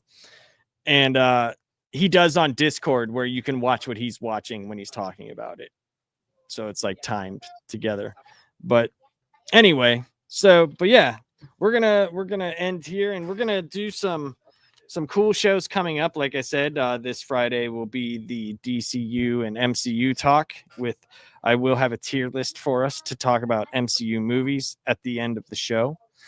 And then next week is the Halloween show. The week after that is the cartoon show. And I will be back for that one for sure. Possibly the week after that will be the second part of the cartoon show, or it will be the Rook Exodus review, because I just sent Gray his copy and gave him his tracking number. So that'll be. We could even do that. We could do that one whenever too, because I've read it. So whenever. He's got to read it, and I want to have like a schedule to where people know, like, whenever they come to this show, it's going to be this. So, but we'll be able to do whatever, whenever. But I would like to at least get those next couple shows down. Fridays. What's that? I wasn't sure if you were doing mostly the panel on Fridays. Well, I do 2 shows. They're both panels. But today I just wanted to stream just because I didn't talk to anybody to do. Usually I do a show on Tuesday and Friday. Tuesday's usually a comic book show. Friday's usually just a panel show, whether it deals with comics or comic book related stuff that's here or there. But I just didn't. Last week I felt like such garbage. I just didn't set anything up for this week. Oh yeah. And then in January, we will be having a conversation with the artist from Rook Exodus, and we'll be talking with him. That's going to be pretty cool. Which would be cool. Hopefully that'd be really cool. And then my buddy Chris Stevens, who works on a lot of independent books like Once Upon a Time Machine. He's done a lot of stuff with Scott Collins, who was one of the artists for Jeff Johns' Flash run. He's opening up his own publishing company. And he will be, whenever he drops that whole thing, me and him are going to be on here for a while. Like talking about publishing, or is he going to be doing something kind of like Skybound through Image? No, he's done some pretty big books. It's going to be his own publishing company. A while ago, I think it was Planet Death, where they weren't even doing it through Image. I can't remember the name of the company. That was a gorgeous looking book too. I'd have to dig that back up. If you haven't seen that, look that one up. It's another kind of an independent thing, but it came out at the comic shop. Like the guys at the shop turned me onto it because they did a preview on newsprint for like $1 or $2 or something. Then I picked up the full issue. And I'm like, put that on my fucking pull list, which I think it actually starts hitting again next month. So I don't know exactly what he's doing. He just told me. So I just said, well, you can announce it here. I won't, I won't. Yeah, I'm down, dude. You know me. I love seeing what indie guys have going on. Yeah, he's a good dude. He's a really cool guy. We met. Maybe someday if we, sorry. How we met was just a very interesting story. I met him on a train going from Florida. No, I met him on a train going from Florida to Washington, D.C. And we hung out for like 15 hours. International guys would do. No, basically, was there any sort of gambling on the train? No, basically, you were on like a 3-story train, and I escaped into one of the cars that had nobody in it to go smoke weed, and he smelled it on the way back and was like, hey. And we went from there. Let's just say that. Oh, there you go. Which was funny. Yeah. Maybe if we can continue with consistency, and if you've had some other creators on as well, we should maybe we should aim high. Even Nick Weiser's managed to get Mark Miller on. We should.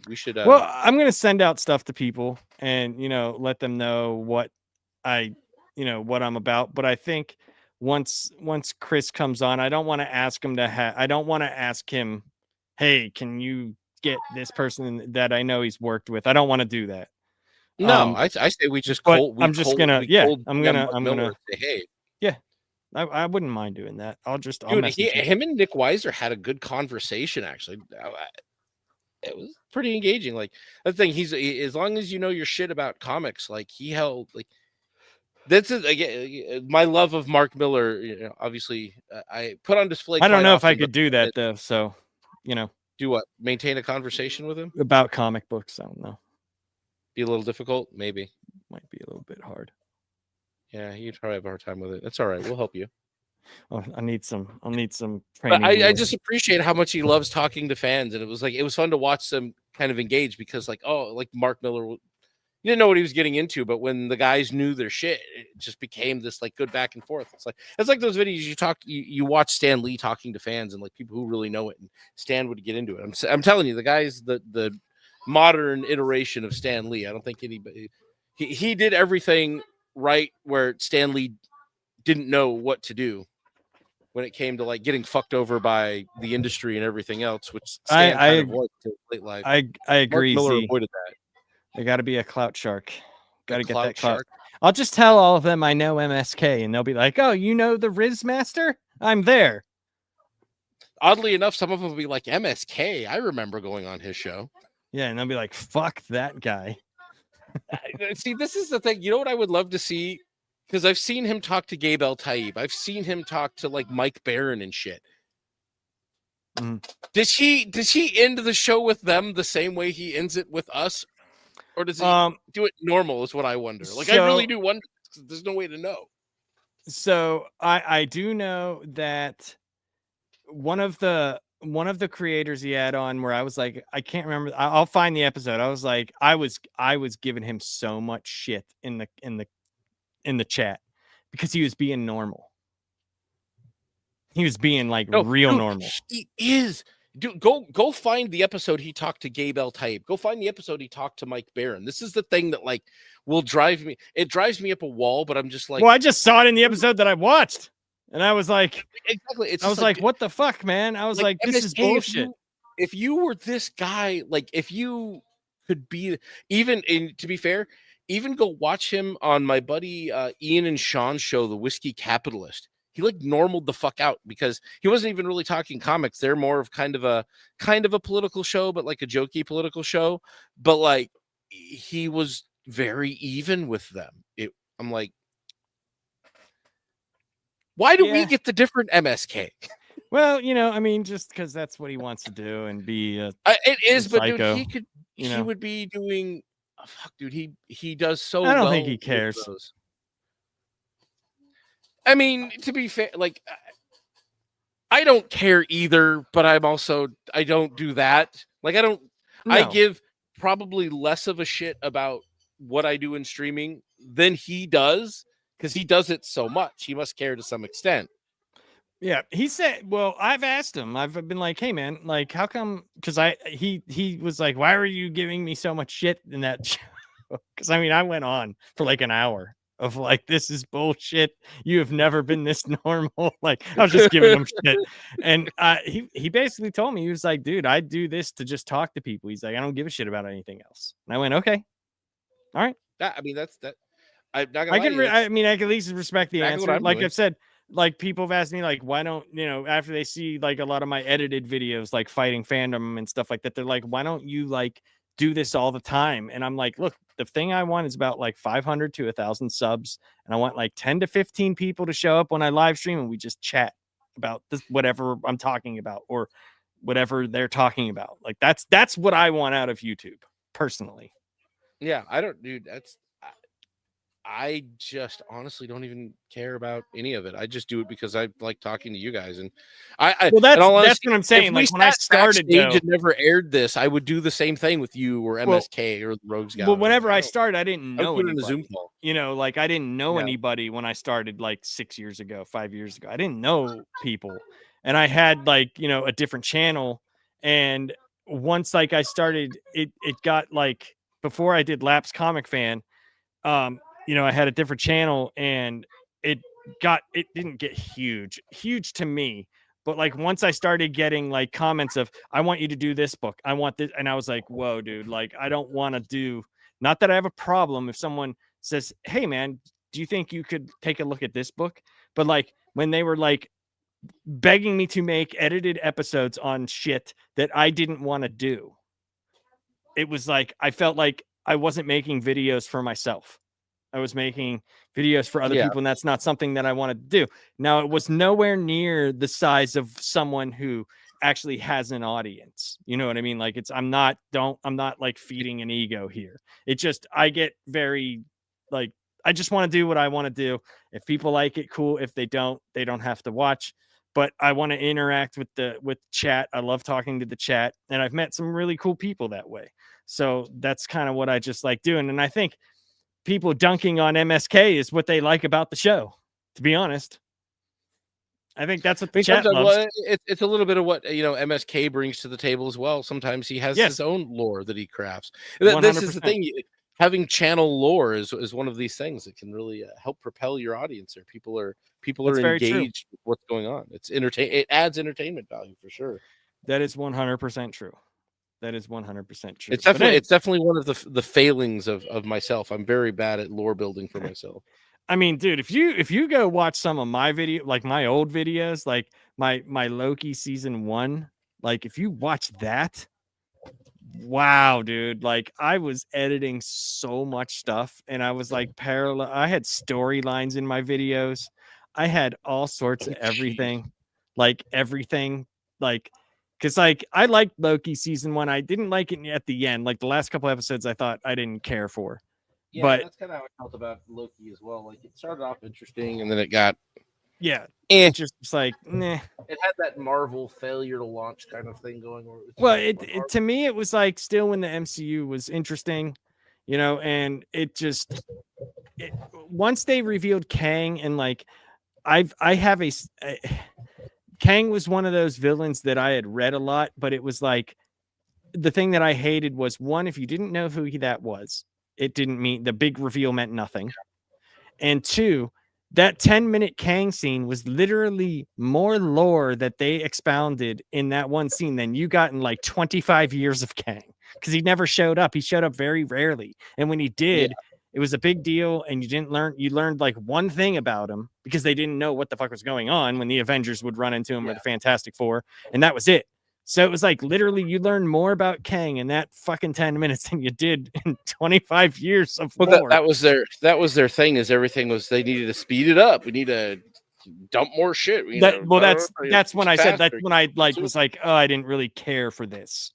That's when I was like, because like I liked some of the shows back then, and you could see how sick I was back then. That's the other thing.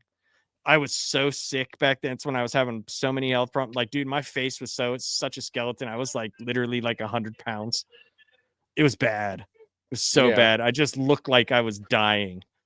And it was just, dude. They're still fun videos, but man, I was so skinny and so weird looking. I used to have these two stuffed animals, dude.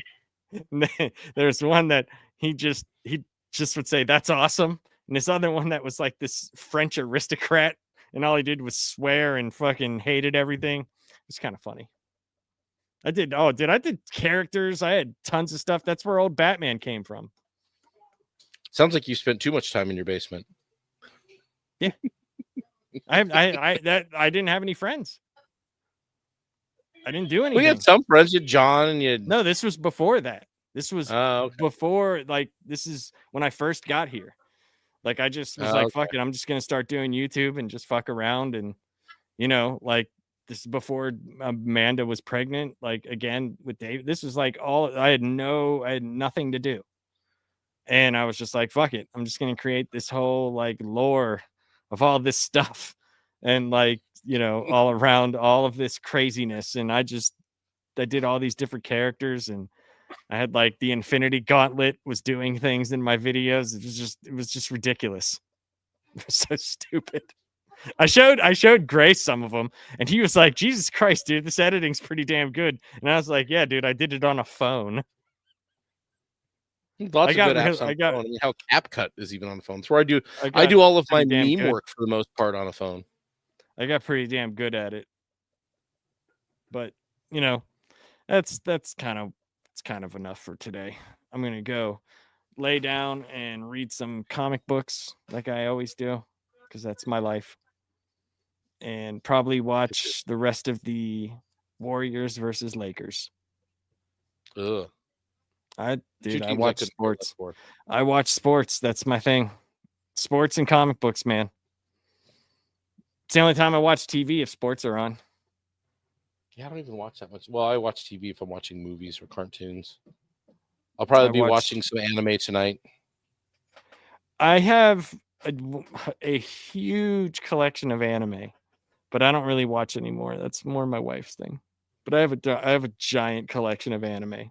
It's I'm fucking watching nuts. this one with the wife. I have Crunchyroll, so Me and the wife, we don't really hang out. We do it like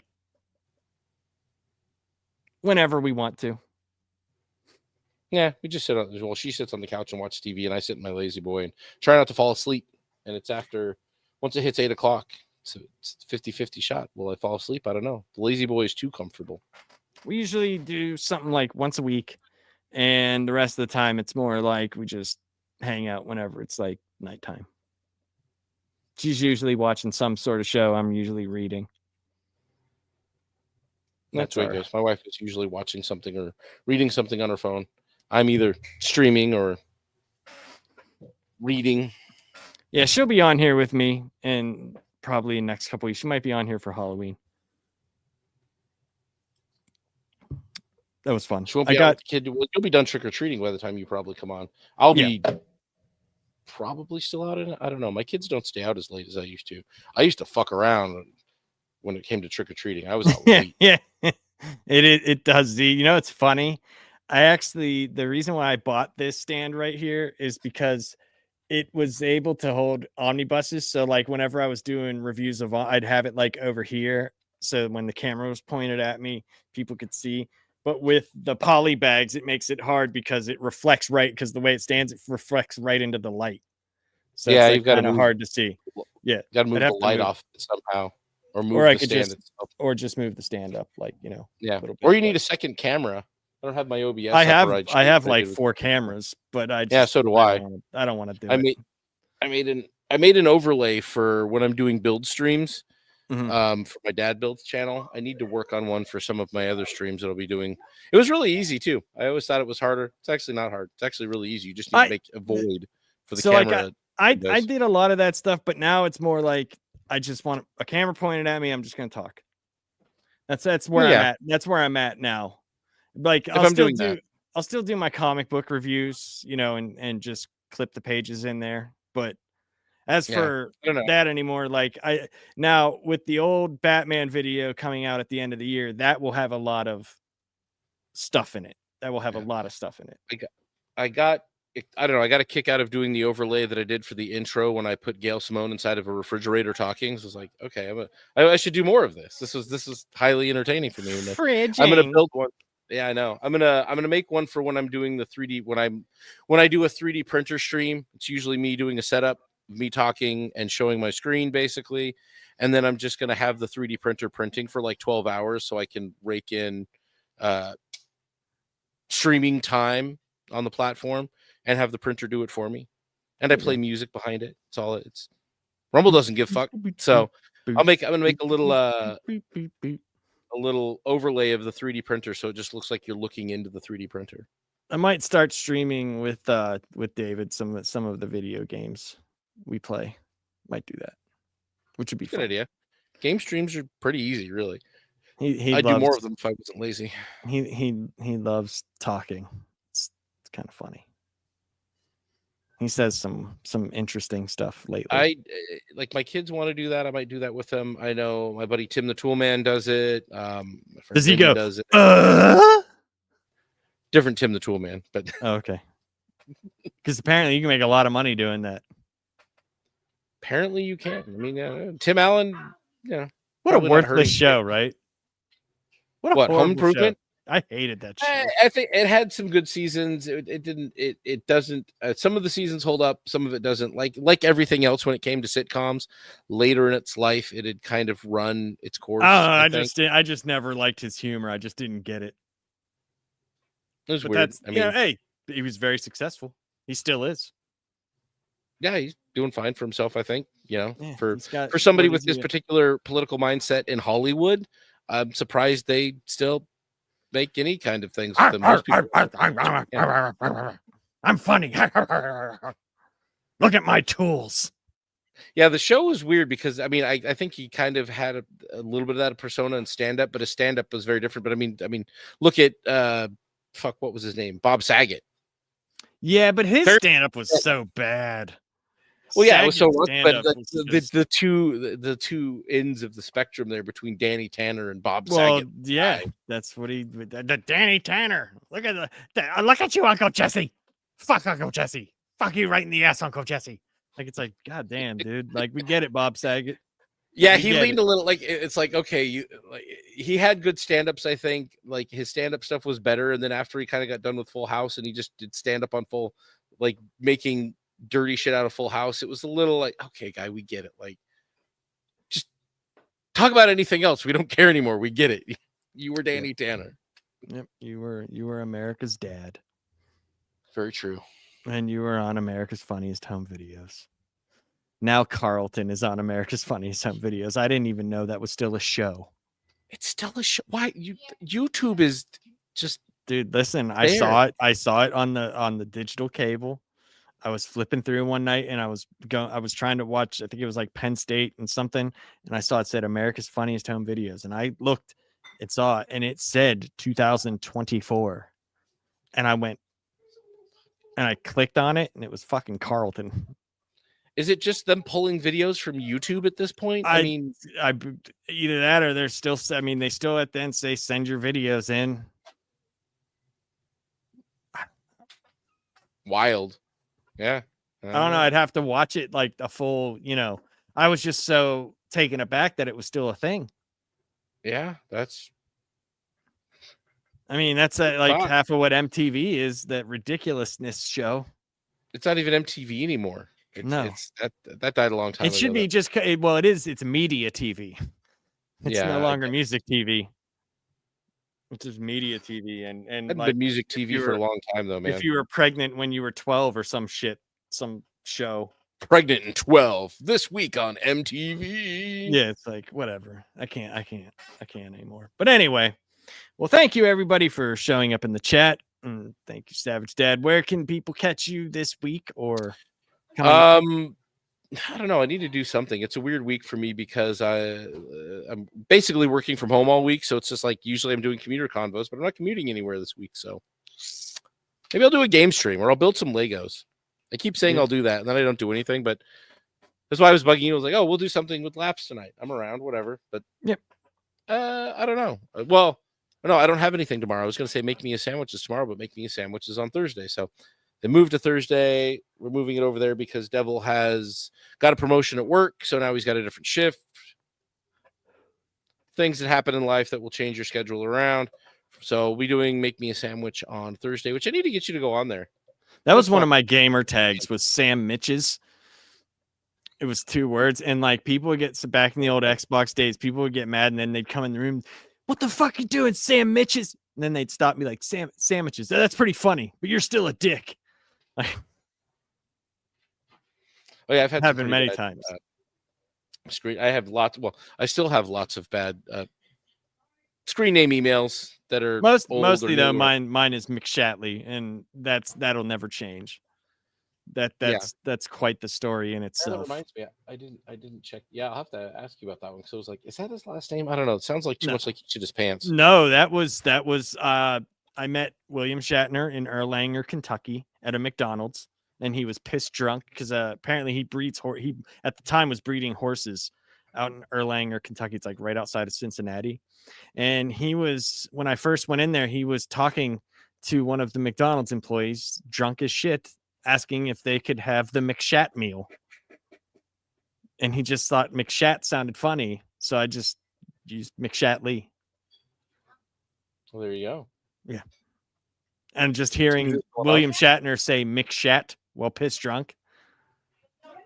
And I kept, the funny thing is like, I kept talking like whenever he was there, whenever I ordered, and I was like, I'll have the bacon, egg, and cheese.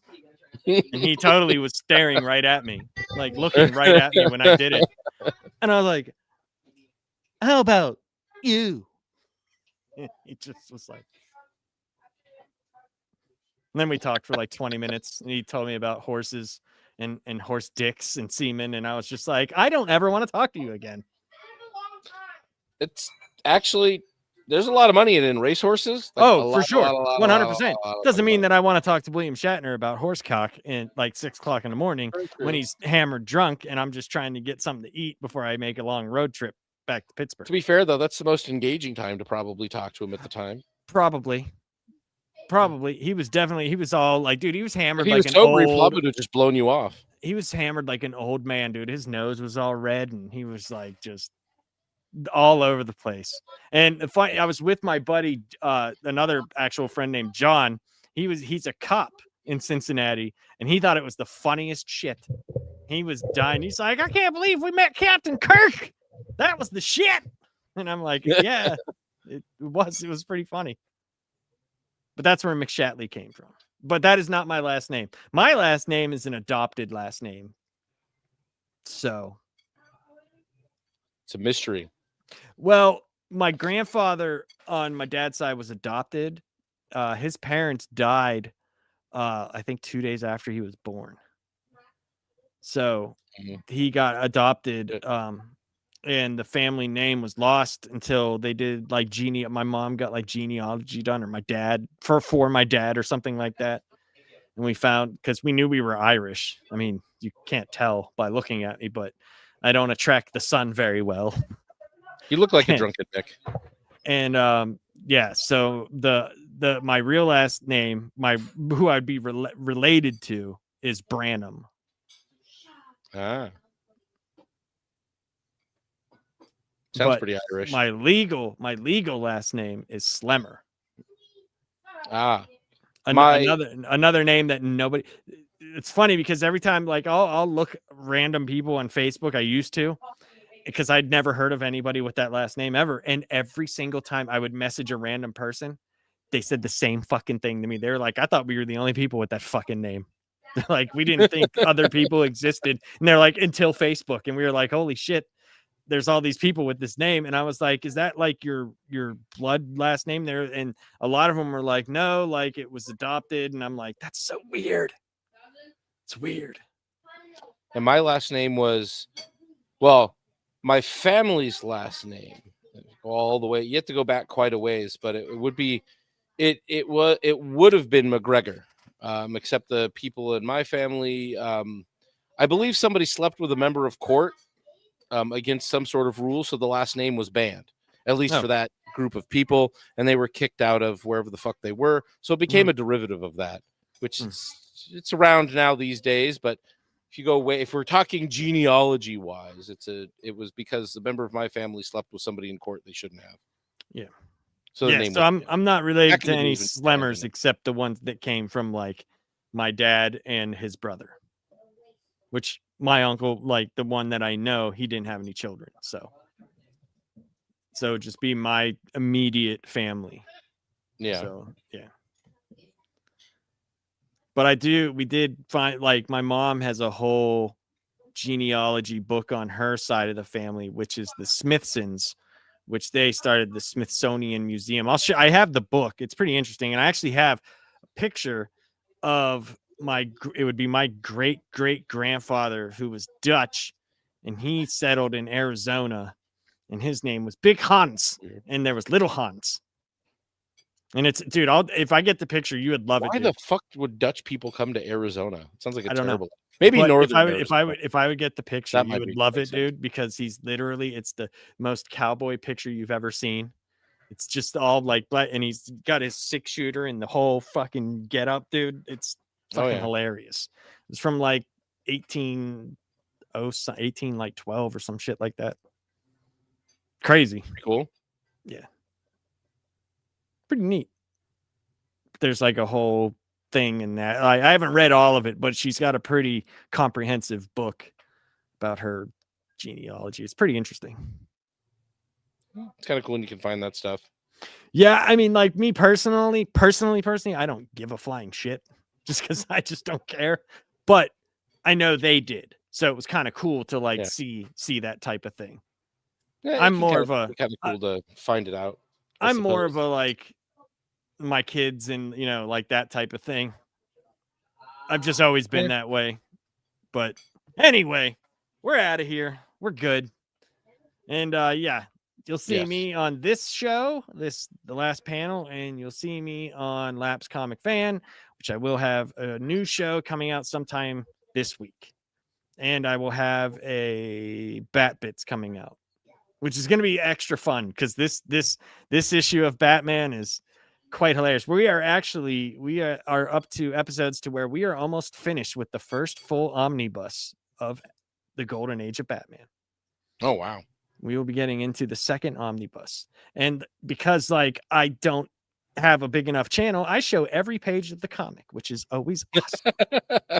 And have for 6 years now. So yeah, nobody cares. I'm not important enough to like, crack down on. That's exactly how I see it. Nobody gives a shit. Until they tell me That's what anything, I I'm just be like, oh, okay. And if they do, I'll just be like, okay. Sure. Yeah, all right. whatever. Then. Yeah.